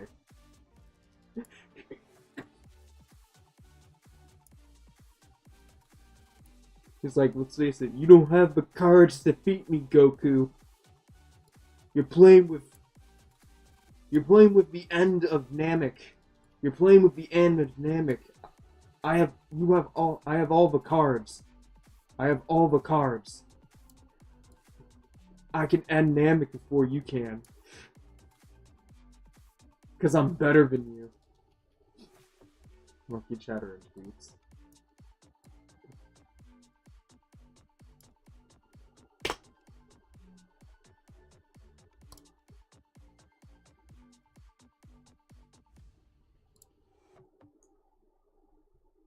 Hello, Eternal. How's it going?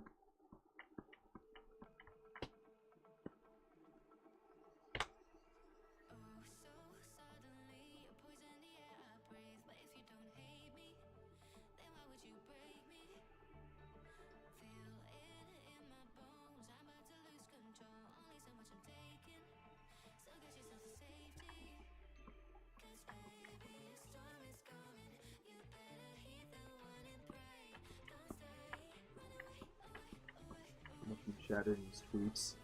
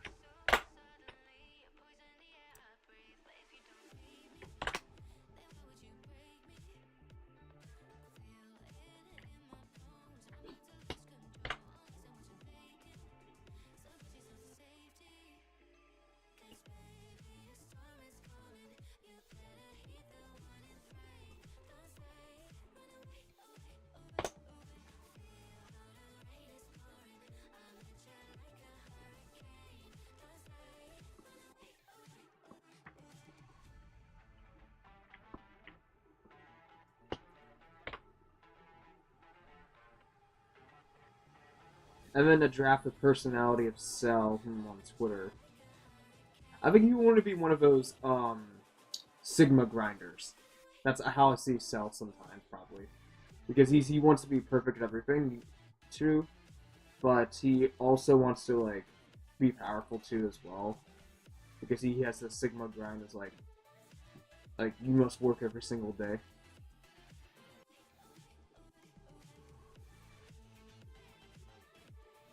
Kind of thing. Momentum.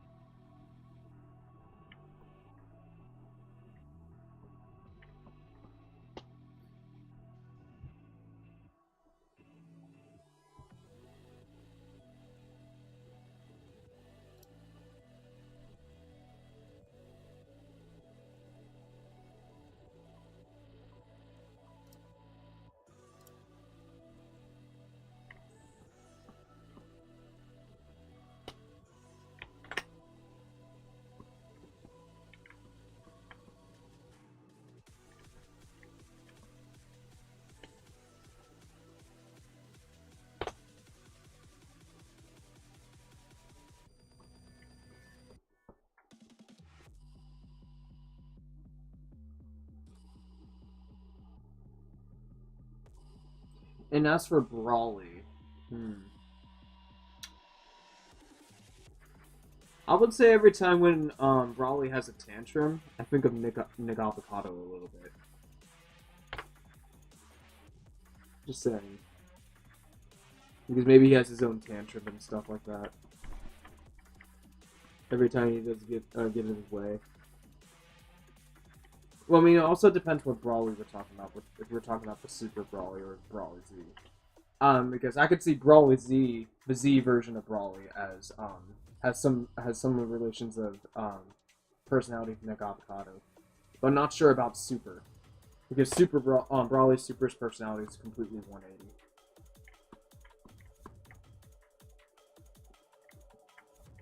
Because Brawly Z is most likely like, yeah, because he devolves himself into the same Kakarot so much.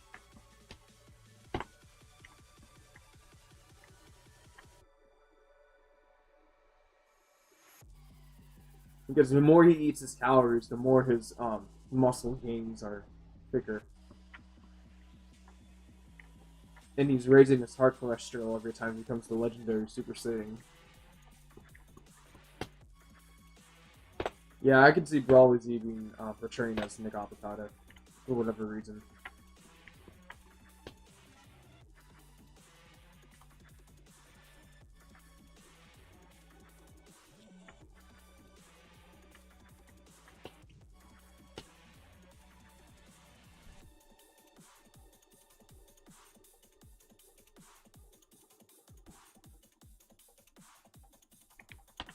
Maybe. Trying to think what else. What else could relate to Brawly's personality? To Brawly Z.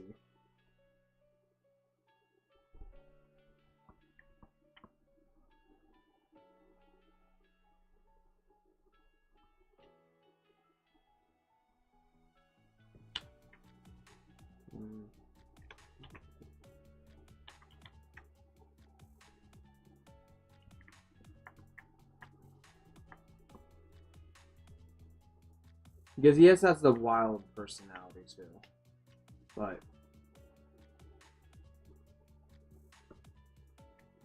I don't know, maybe some game video or something.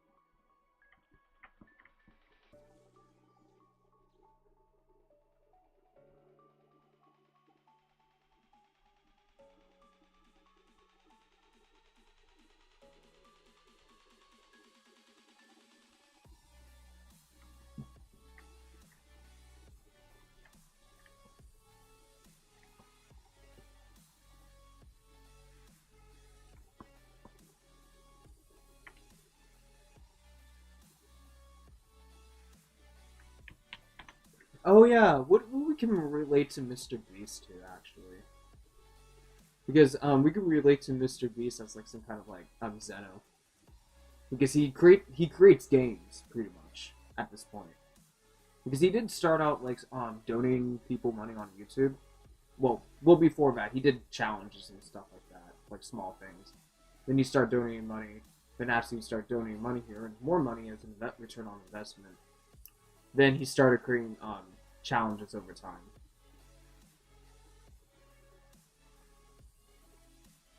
And then Mr. Beast's friends are like basically the god of destructions, because they just basically help him support to make sure his game works.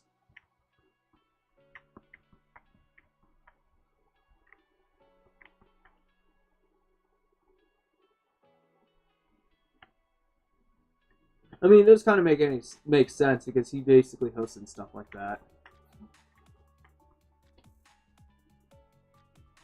It's like having two Mr. Beasts could be a huge problem.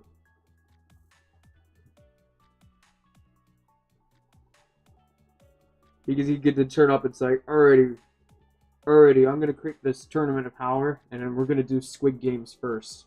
So instead of you two fighting each other, well, maybe at the last tournament, maybe you fight each other, but you have to do all these challenges first.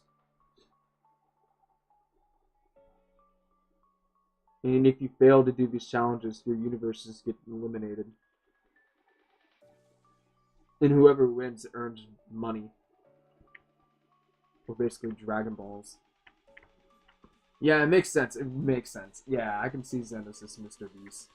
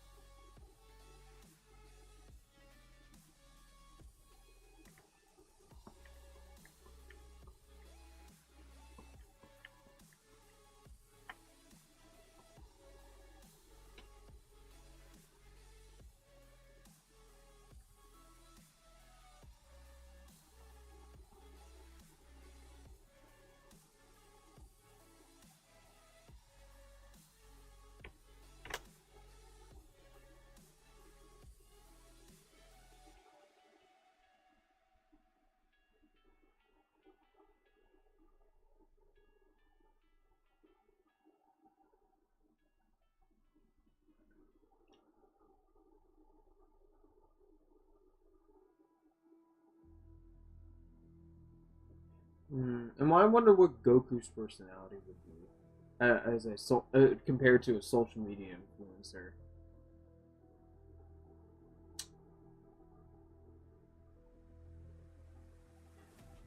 I don't want to say completely maybe Markiplier. Not really sure. Not really sure on that one.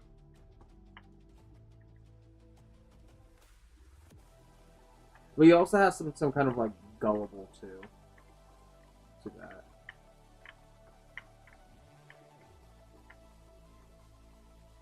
Because I'm trying to see at some point is was go sometimes where Goku was dumb at certain things, but then somehow he there's some other parts and moments that was somehow smart at the end for whatever reason.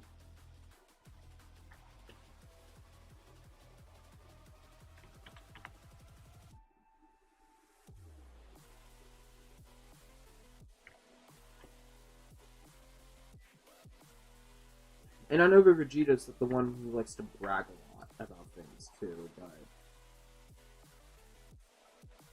maybe Keemstar? I don't know.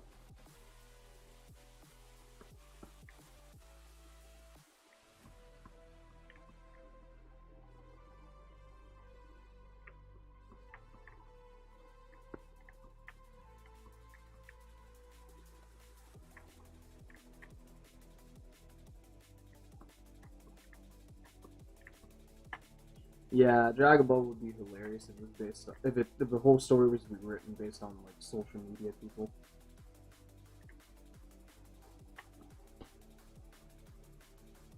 That could be a whole nutcase about it.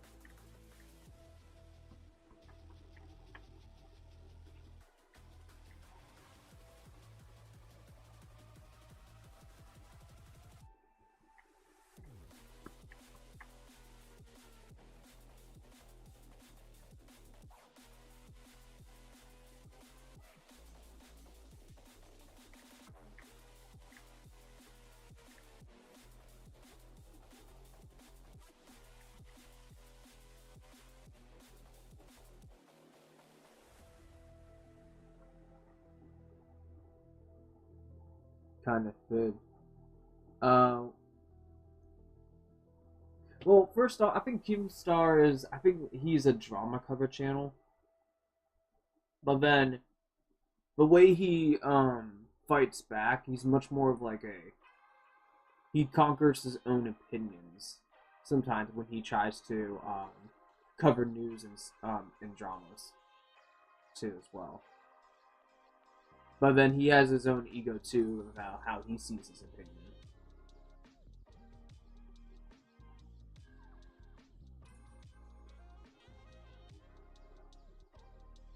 True.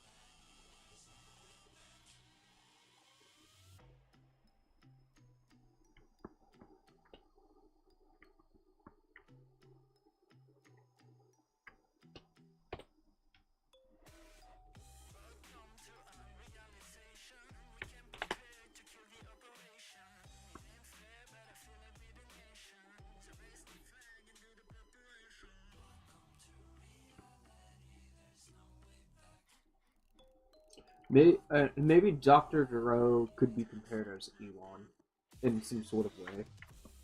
Because well, also a mixture of Thomas Edison's personality too, if Thomas Edison had a Twitter account.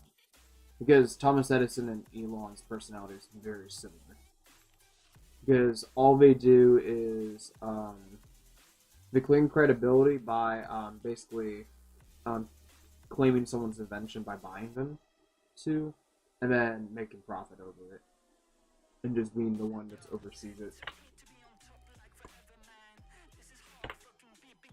Because he also did develop other things too.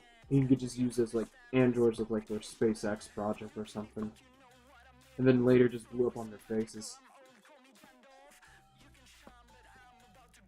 And the androids decided to like, oh hey, we're gonna kill you now.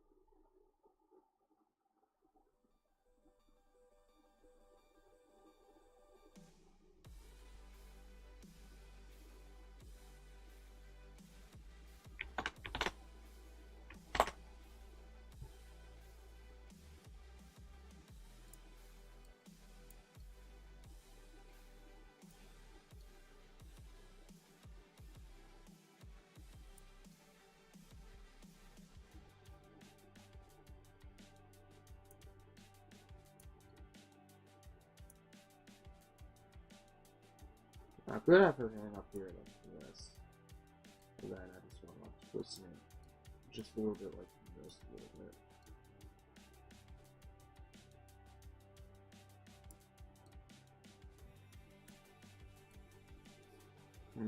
Maybe. Or maybe it should be a little bit upwards like this because I punch. What's this piece about, by the way? It's most likely of her falling into like the Dream Realm Void universe. Most likely her it's basically the spirit world's much more like a limbo place to be at. But yeah, it's much more of an atmosphere to um there's like over platforms and buildings. It has its own structure and stuff like that. It's just very distorted.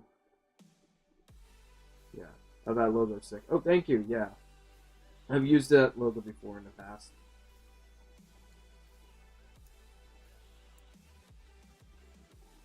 Because I kind of like the whole dream dimensional world I kind of have. It was a little bit inspired of Garatina's universe in Pokemon Generation 4 Sinnoh, where everything's distorted. So it's kind of similar like that. But mostly, all the spirits like her, the Death Katara and her, exist in this world most likely. Versus the regular overworld.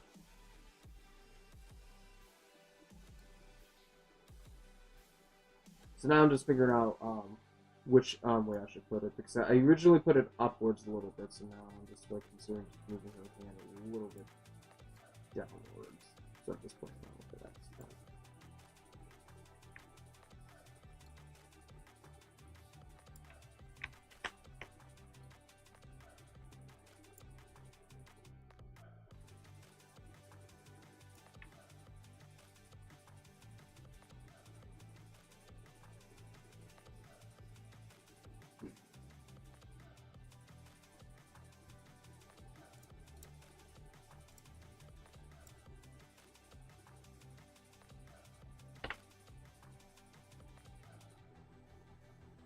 Yeah, because right now, the reason why I'm just focusing on the character, because I just want to like some details of them. Because when they fall, and once I get the outline of this thing going, at least let's see. It'll be much more detail when us to have that step too. Yeah, and also this is like currently black and white at the moment, but I will have like some color at some point to it. I just find it easier to do black and white first if I'm doing the paint route for things. And then I'll consider adding line work on around them later. So much more just going down and stuff like that. Yeah, and you see once yeah, they'll pop out too as well. Which is a lot of things to consider. Especially when doing much more of like an environment piece here than the characters themselves. But I do kind of like the characters a little bit detailed. Cool concept car. Thank you. And I did set up rulers for the logo over here so they have a certain center point, so almost like it's a movie poster.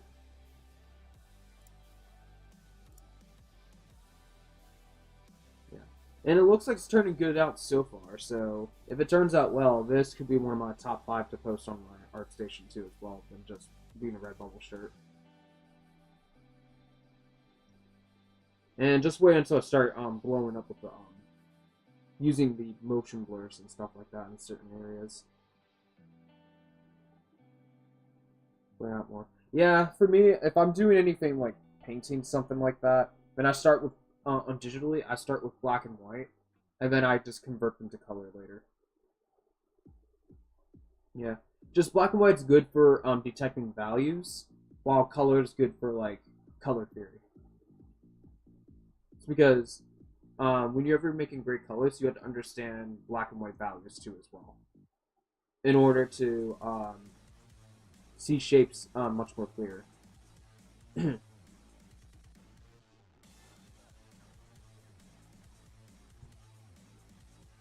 But yeah, this is coming on up. I want to take time on like drawing this over her, those two, because I want to kind of make it a little bit clear. But it's not as detailed as like, let's see, because since intentionally it's going to be small, I don't want to put that much emphasis on it. Because if I do this with the yeah, the reason why she's this detailed because it's a close-up. And it's just mainly focused about her, so there's going to be more details about the character, and then the background will just be the ones that have the lower quality. So it's a little bit vice versa, because if you're putting more emphasis in the environment should have more quality than the character, because the characters are smaller and the environment's taking control. Love that design. Thank you.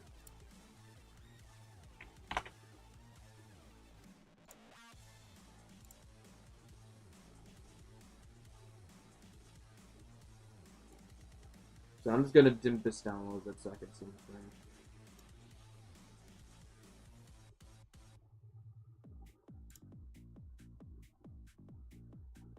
So yeah, it's gonna turn out great. I believe so. And then these cross-hatching lines over there and stuff like that. I think I'll just create a new layer just to paint around that, and then I'll just add the line work to it. Because my thumbnail sketch kind of have like her auras splatting out a little bit. And this would be the death guitar, which is basically the soul version of the instrument that she uses. And they both typically have like a symbiotic relationship, almost like the whole Venom concept. But then once they enter like a soul bond together, they're kind of stuck with each other until the host ended up actually dies. Then she's able to free to be her own mantle, and so she decides to end up choosing. But the soul monsters have to be careful which to choose, because any contact with any human would be basically automatically merging into like together and fusing, like they bond together, and then given the host will end up having their powers. So if they ended up choosing the not correct host that they kind of wanted, if they ever wanted to use host for whatever reason, then they're kind of stuck with them until the person dies of old age or something bad happens to them.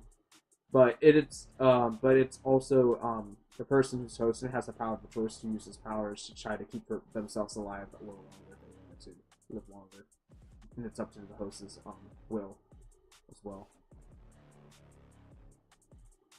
And also kind of also faced with also various times that their corruption occurs. So if the host doesn't lacks the will to live, then the soul monster has more control of the host, and the monster will be end up being the dominant host over the human body. However, in cost the eyes and pupils will change into like much more of a darker aura.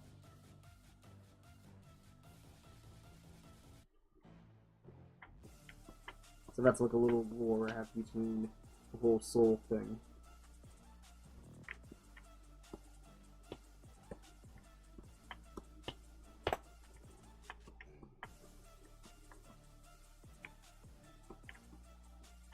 The detail, yeah.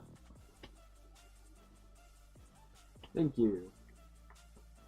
Yeah, I do love my brushes now because since I did took the time out just to like improve the formula just a bit.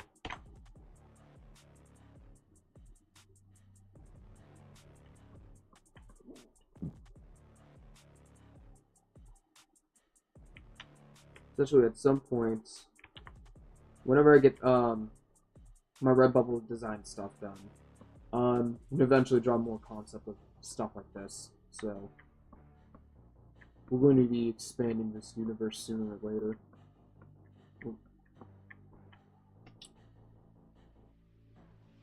And I probably will just change some things around as I explore more of the lore I want this to go.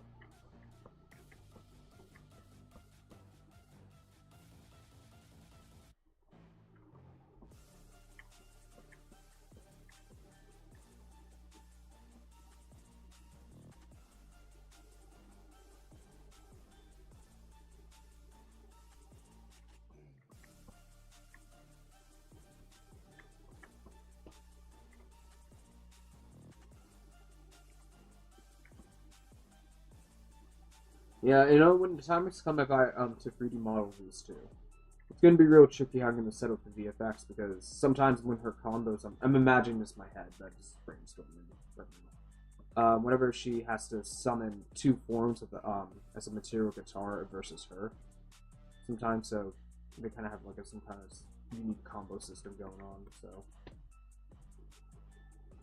because I like making like the good character toys to play around with. So the players will have fun just exploring the mechanics.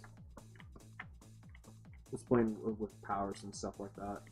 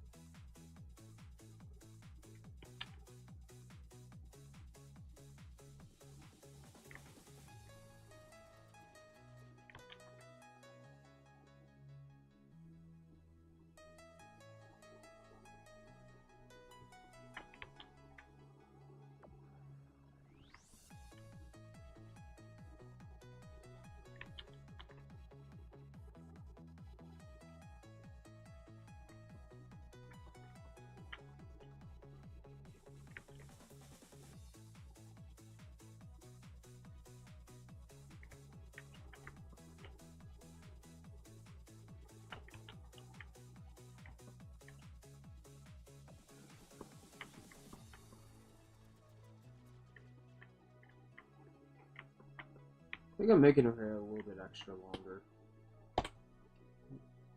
You can scooch out a little bit.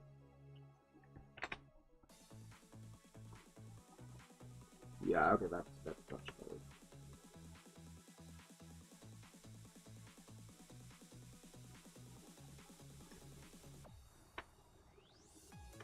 Just bring that just a little bit.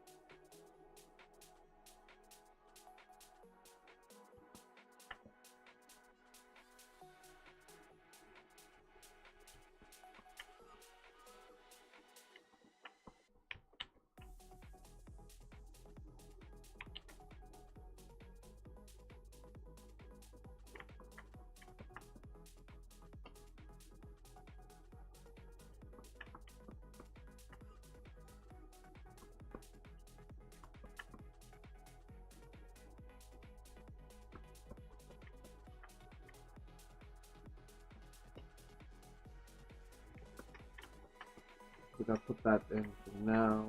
I don't think I need, yeah, I think I need to put that around there. See if that makes sense. And then I'll just focus a little bit bolding the lines a little bit, and then hold that for now.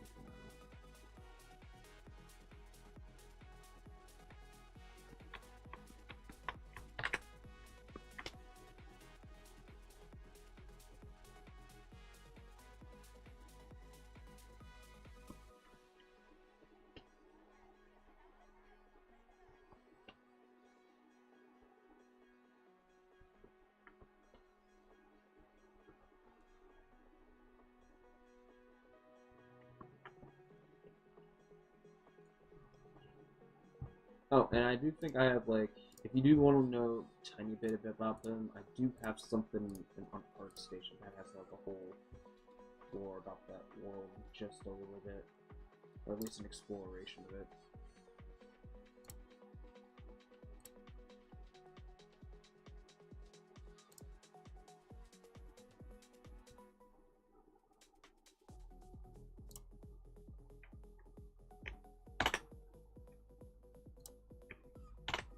It'll be under this link.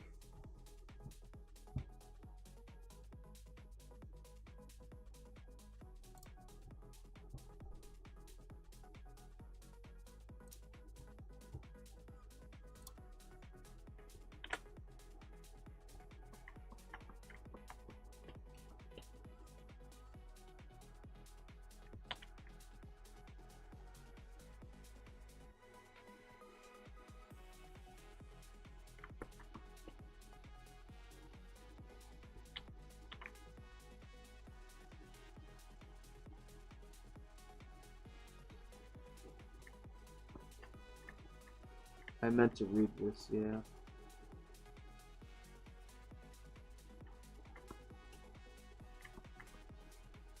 Well, I'm sure the art style changed since a year because I've been drawing like way often digitally lately.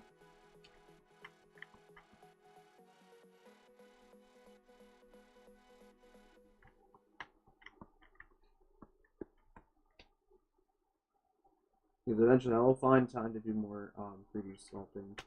I am doing 3D stuff, it's just much more focused on the animation side of things and just testing in Unreal and having a blast. Because that's also kind of important as a generalist perspective.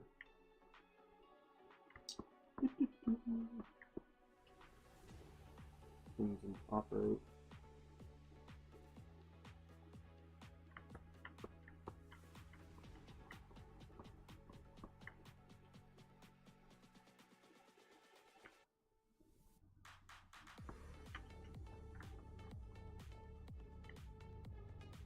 That's me in the comments, by the way. Yeah, I see that.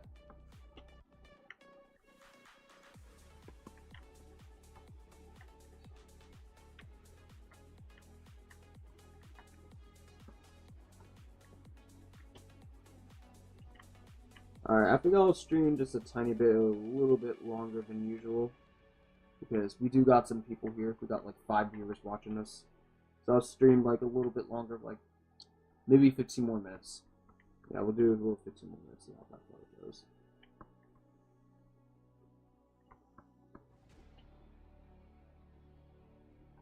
Because I'm kind of in the mood to continue this just a bit longer.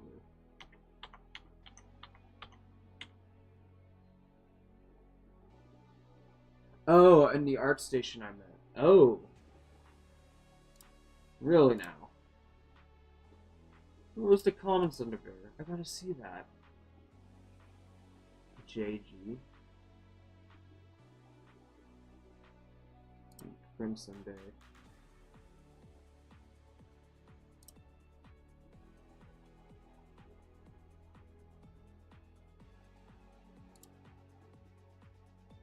Oh, so are you JG? Yeah, because you're the only comment there.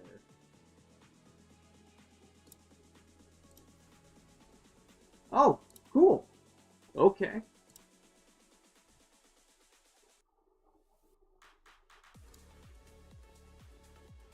Okay.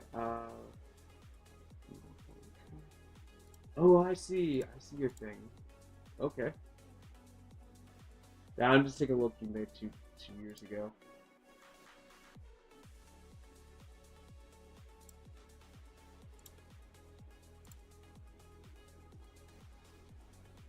Oh, nice. You got some interesting digital art here. Cool. Wow.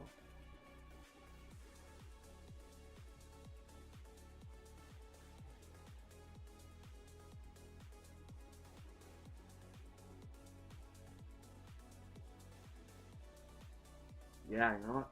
I like this. Oh, I gotta sign in. Okay, do that without. Yeah, I'll sign in another time. I'll give you a follow if I haven't followed you. I'll do that like after stream. I don't want to sign in yet.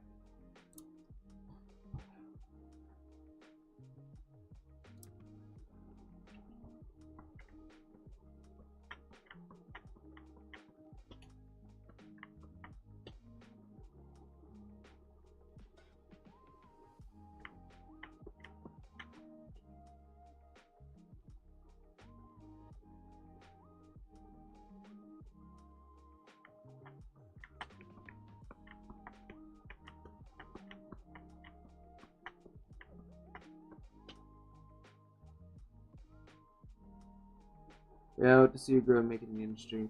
Yeah. Well, currently with the whole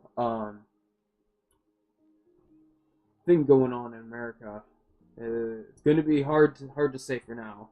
But all it is at this point is the waiting game.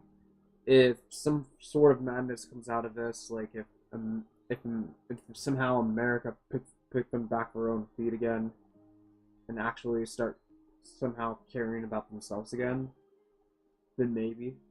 Because at this point, the only thing that's going to be accountable to reliability of people just to actually consider hiring you if these companies are actually desperate enough to find new people.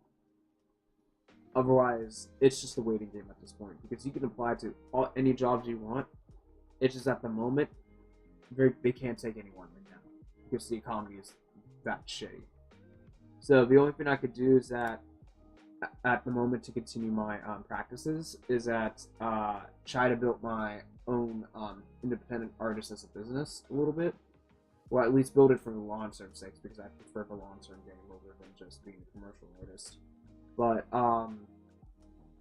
yeah, but I still leave commissions open in case if one day someone decided to, ooh, I want to talk to someone in email, which I do prefer. If you got the money and stuff like that, then yeah, okay. But Yeah, I do have ideas and stuff like that. Eventually, I do want to make a prototype of this game too as well. So that is on my list.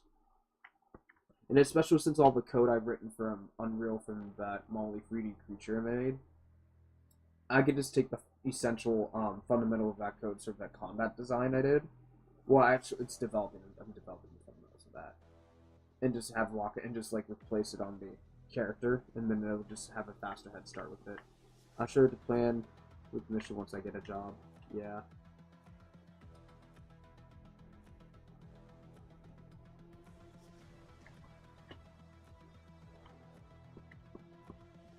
To be honest, I see this whole situation as like the Great Depression 2.0. But in a way, it's still kind of rich with technology, but you're still considered poor.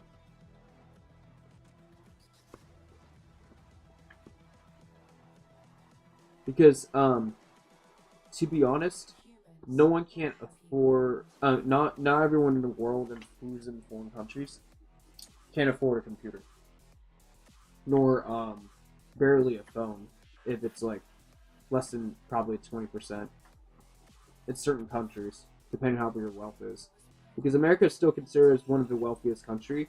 It's just that they have a lot of people that are poor living to paycheck, and it's just difficult to like.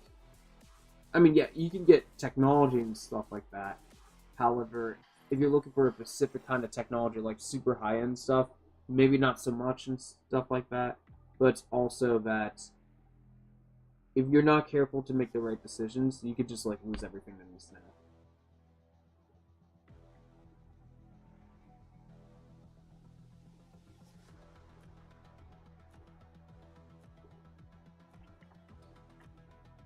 Because let's just say that America has this weird feeling for that you're you're it's kind of in you're in the rich zone of things, but you're rich poor, but you're not actually rich in when you come to this currency.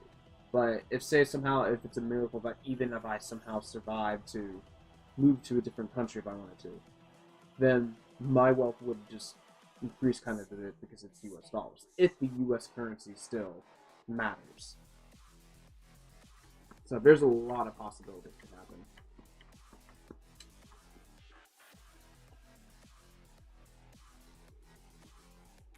Because the moment these before American people step out of America country, their financials will be high. There's a highly chance that it could be different or it could be a bit worse. It depends who they are and how they spend.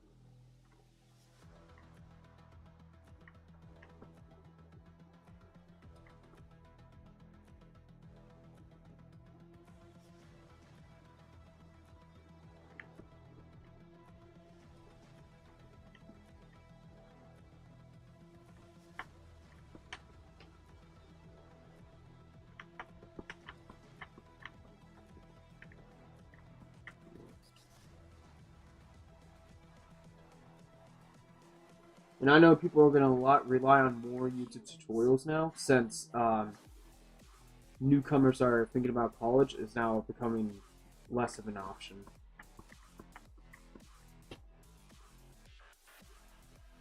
So those YouTube tutorial videos are going to be pretty much more valuable now.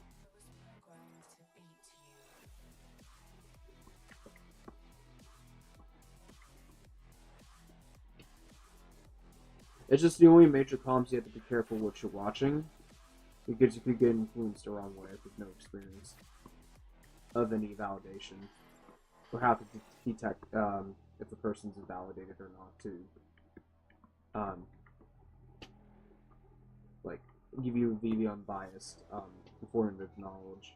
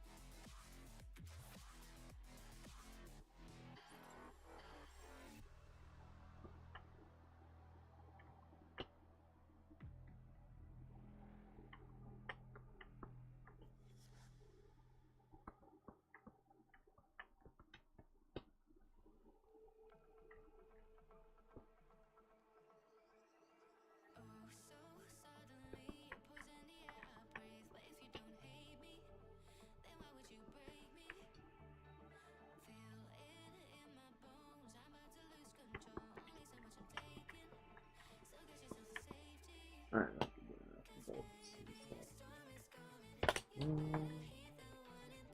Alright, then all I need to do is basically just Control J. Now it's super folder.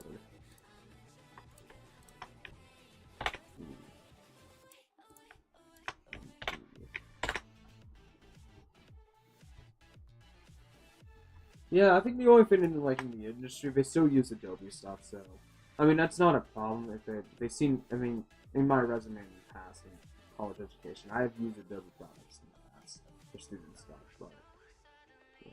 I mean it's not a problem for me to get back into that. I'm just not interested in paying it personally. I'd just rather have someone else pay that kind of stuff because it's just a way. But there's always better alternative tools.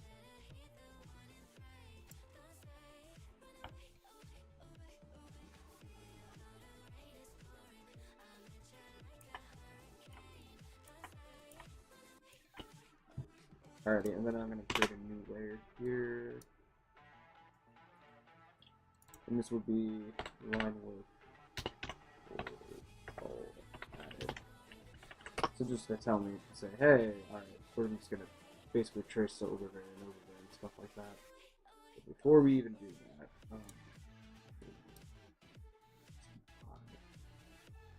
levels, and then build. We'll do the outline, and then also then we'll do the painted these folks around here.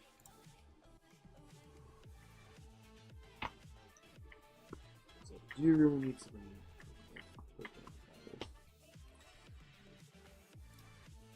Then we'll go over here. We'll just do for now. We'll put a slightly. Yeah, that's fine.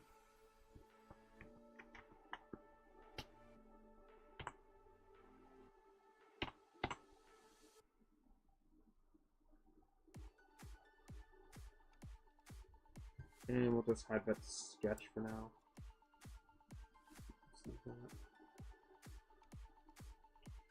And then we'll G-fill it. Let's create that trace.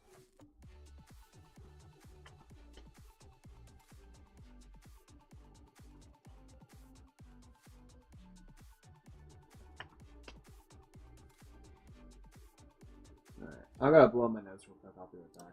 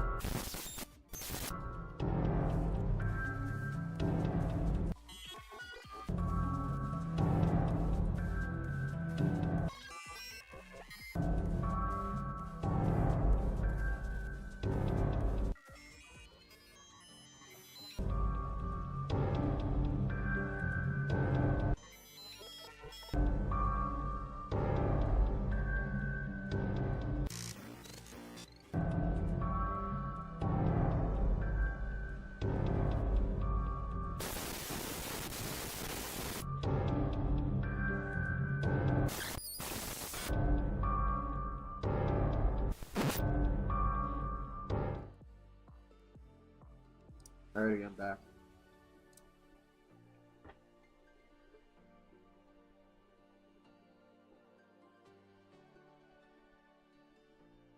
Yes, that was a quick one. I was kind of worried because I wasn't sure if I muted myself because I didn't want to hear me like blowing noses, and I would be like a little awkward.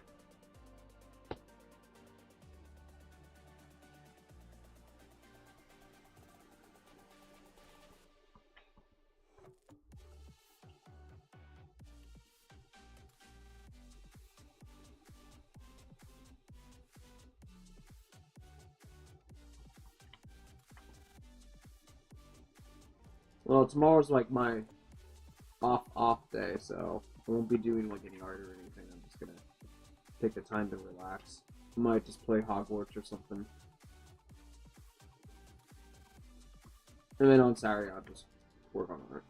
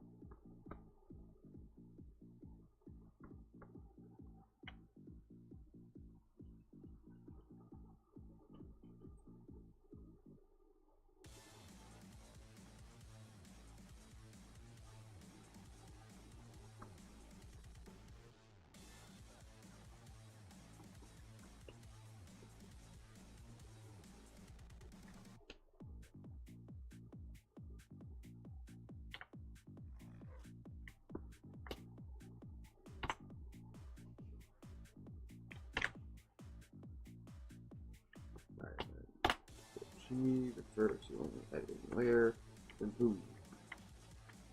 It's all filled.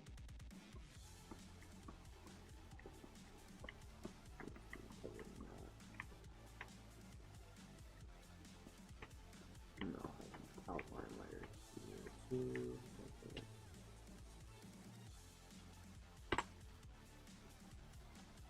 Oh, did I? Ooh, yeah, no. Go back. There we go. Then we'll do the same over here. And since the background's... Oh, yeah, that's dumb.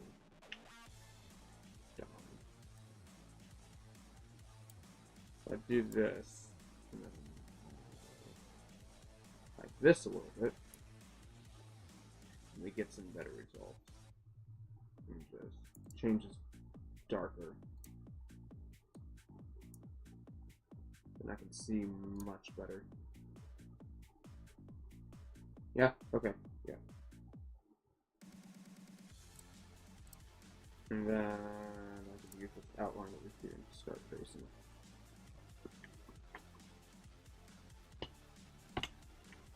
Oh yeah, didn't they have this like new lasso tool that they just made? Yeah, it was a magnetic lasso. That's 4.0. Forgot this existed, so I'm curious. What would happen if I do it this way? Sorry, I forgot this is a new feature. I have not meant to try this yet. Well, we're gonna find out if this works for me. Because I could just, maybe I just like, yeah, just do it like this way. I'm gonna be super sloppy around it. Because if this is like, actually works, I don't have to be too detailed about it. And let this magnetic thing actually do its job. Because it's detecting red lines here, so okay. We'll see what happens. Will this make my life easier? We'll find out soon.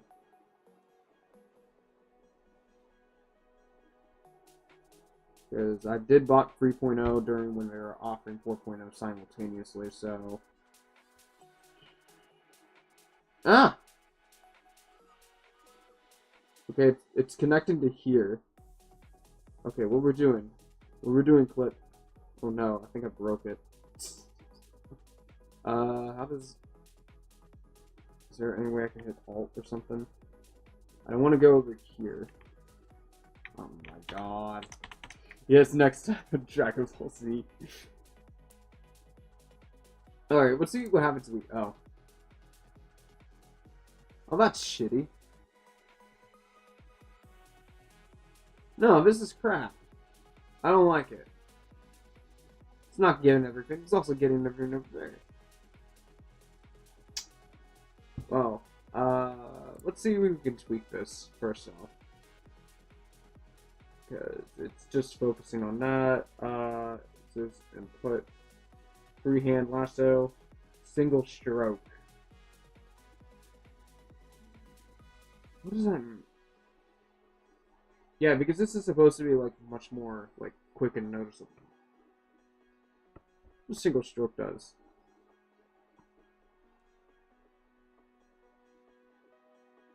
Oh, that is pointless. No.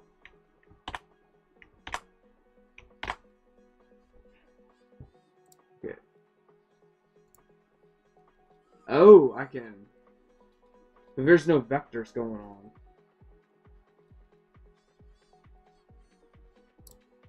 Alright, what if we increase it?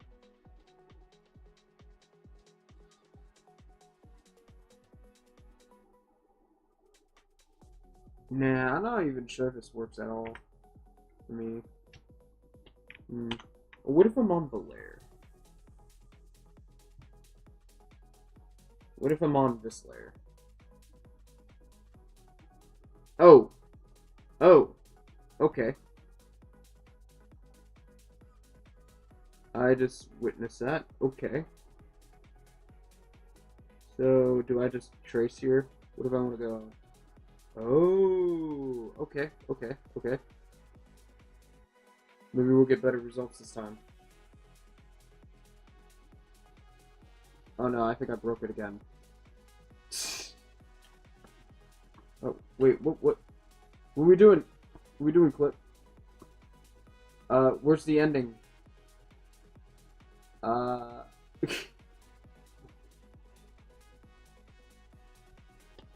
don't know what's going on anymore. Alright, let me see.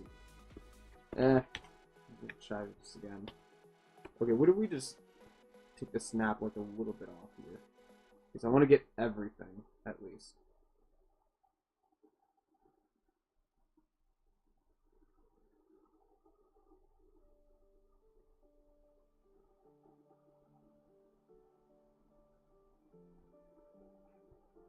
Okay, okay, okay. Maybe there is some hope. Maybe there's some hope. But not completely. Maybe there is some hope. Some hope with this thing. It's just, it's gonna get it right 80% of the time. That's fine. That still kind of saves time a little bit. I can live with it.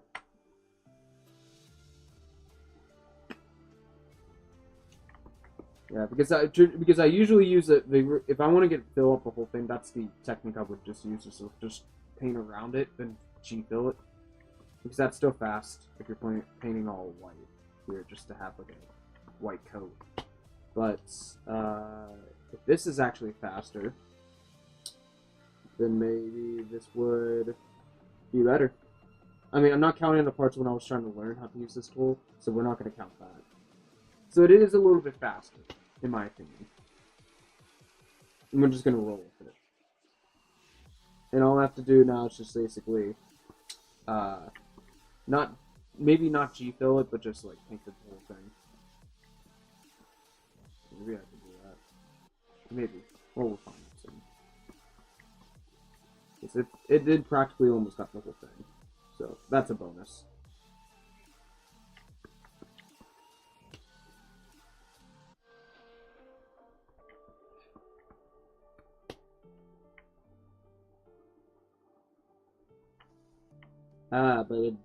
Yeah, it's not supposed to be connecting like that. We'll just remove it. Okay, so the tool's kind of useful. It's just that you just have to tweak it still. There's no going back around that. Still gotta tweak it. Like all things in life.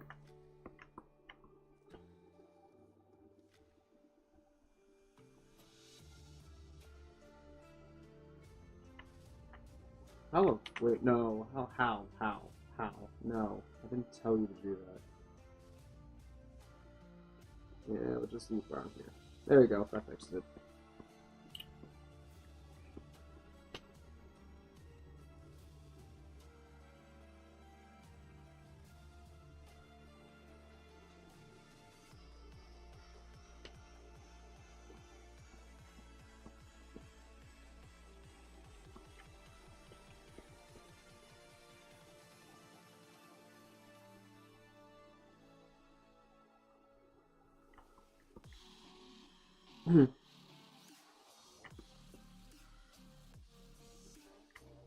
And then we'll just remove this over here.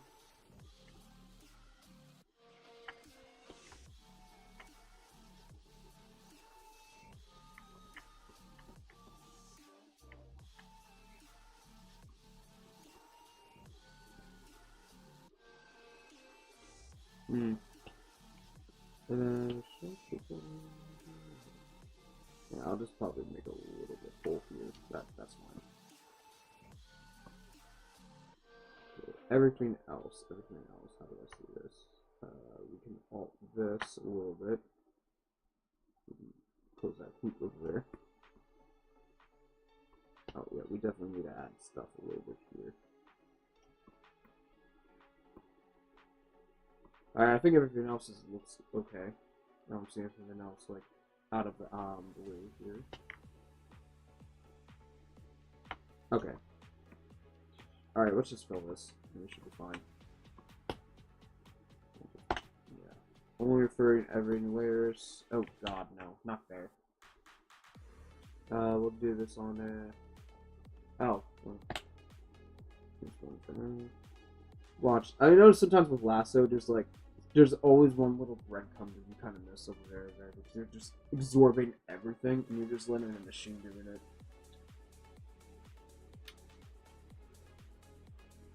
Alright. There you go. That's okay, that's not bad. Okay. Except for this part over here.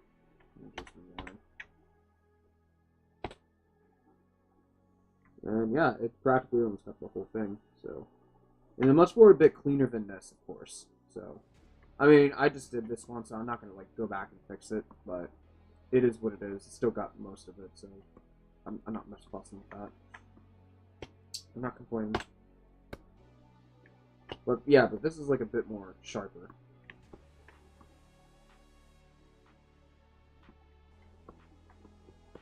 Because I will have to just do this.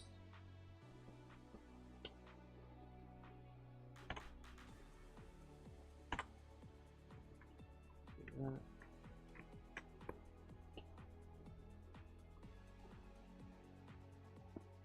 Yeah, I'll just say that this is a bit more cleaner than this order method that I use.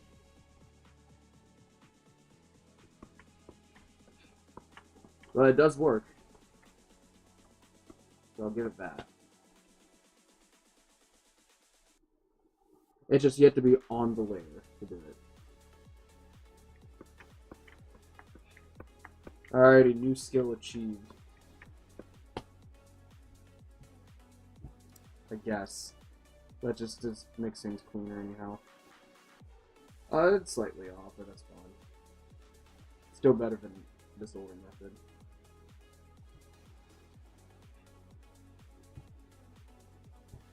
Alrighty, anywho, let's put this back over here.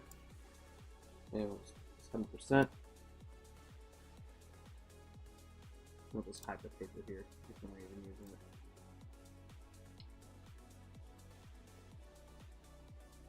And then, yeah, I got paint. So we'll add some stroke aura. Just like that. Gray.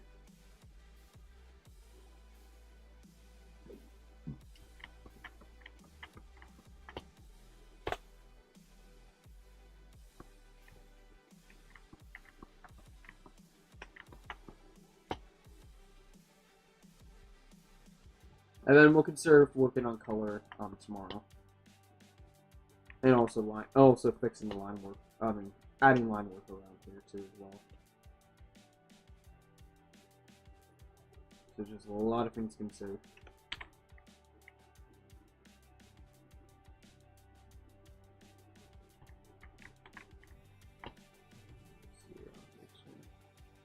I feel like I did accomplish a lot of things here. I mean, all I did is just edit the mask around over here just to make the edge less sharp. So then also I did work on the line art here. Because line art also does take time when you're trying to put some emphasis towards it.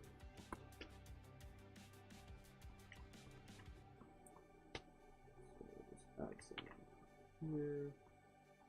Two. And we could just use Liquify probably.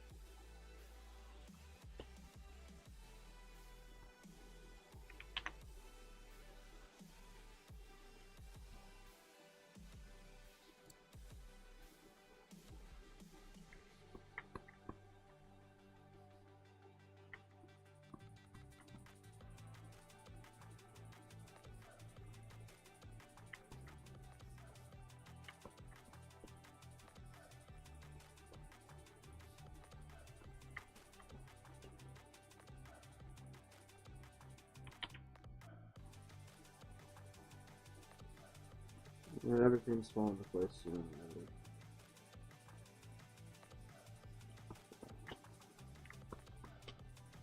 Got a few more free with it. Let's see the content going on here.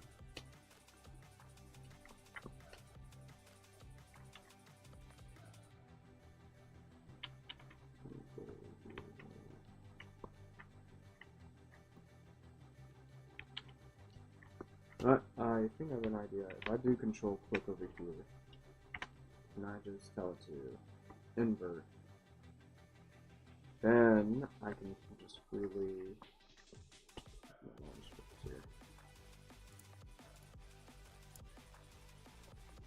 start colliding towards the other way.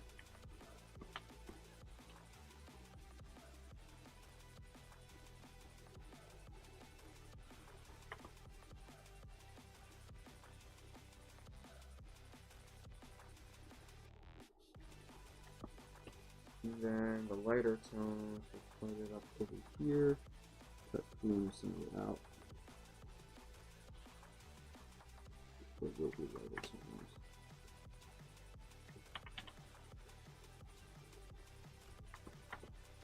Bottom, of course. And then we can just use level it out just to increase contrast.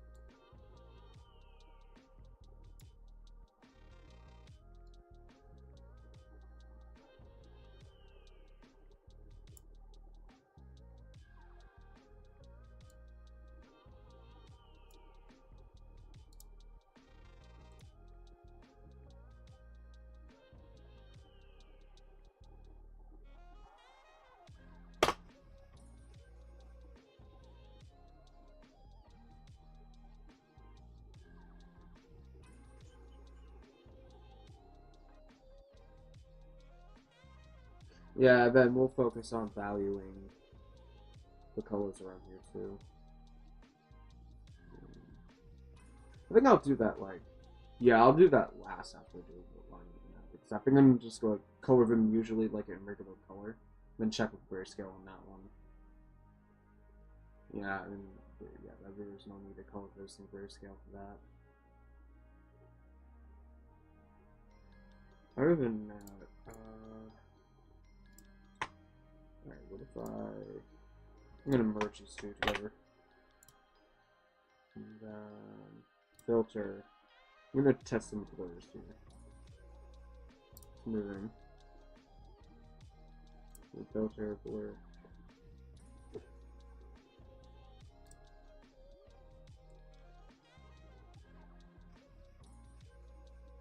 Out of curiosity. It's something that needed to be blur anyhow.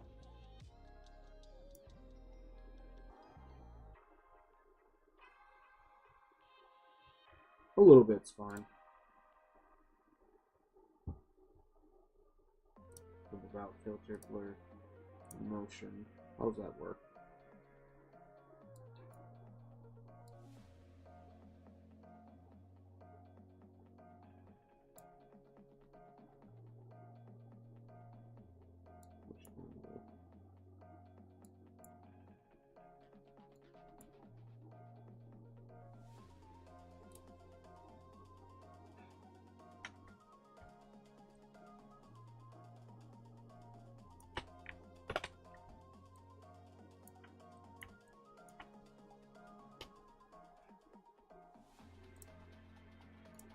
And then we'll just control J this.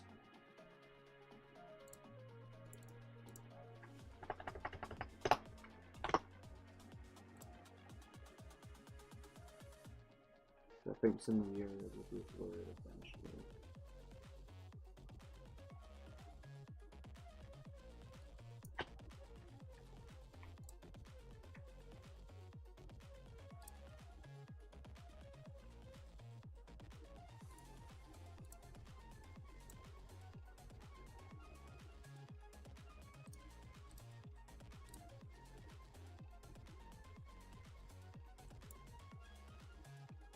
Ooh, wow, that's a lot. Nah. Maybe we'll not blur this too much. We'll see.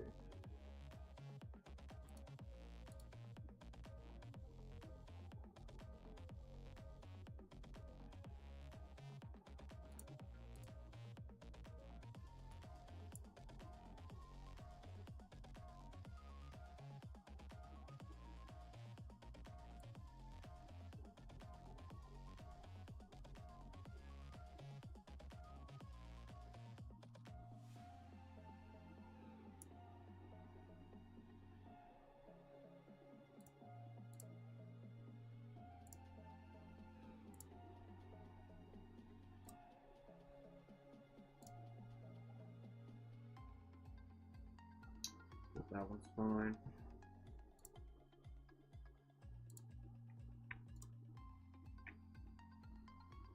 Keep that normal.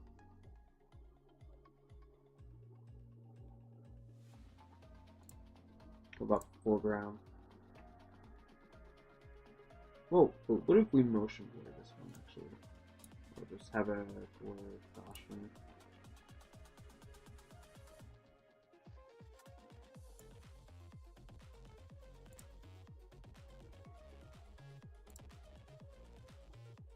We'll keep it to, yeah, how about 19? Yeah, 19 is fine.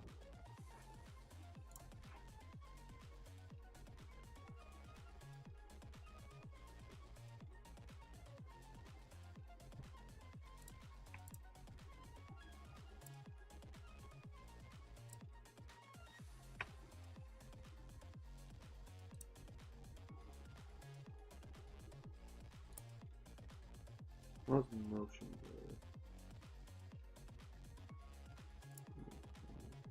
It may not give it blur or not. Depends.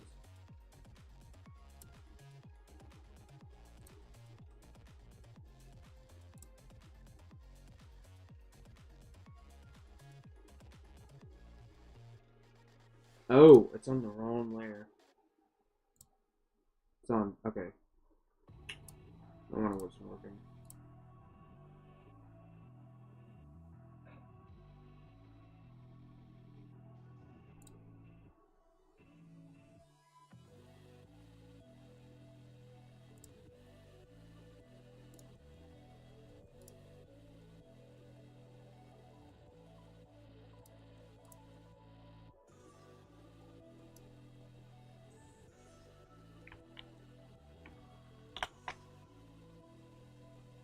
Filter, blur, Gaussian blur.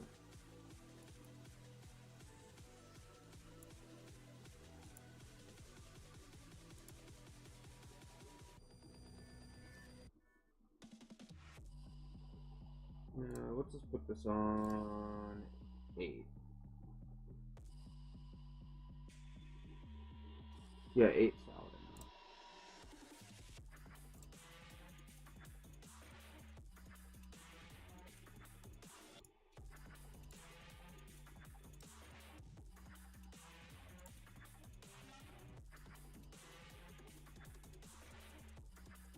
Let's see what's the difference between here and here.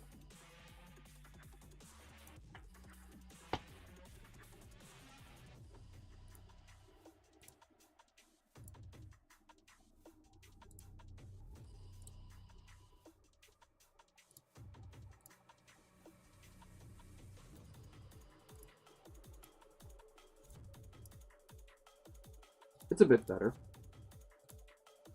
Just a bit. It's fine.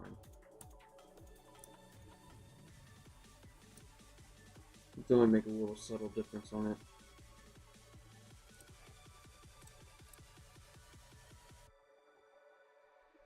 Yeah, and then I think after that, I think I'll just yeah, do the tracing line work on Saturday, and then just use cheats to color this faster. Yeah, okay, I think we're on a good path here. Well, it's not the grayscale force on here so far, so.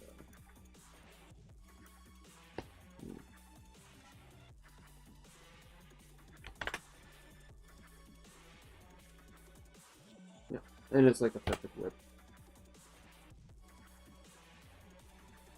And we'll just, yeah, screen cap that.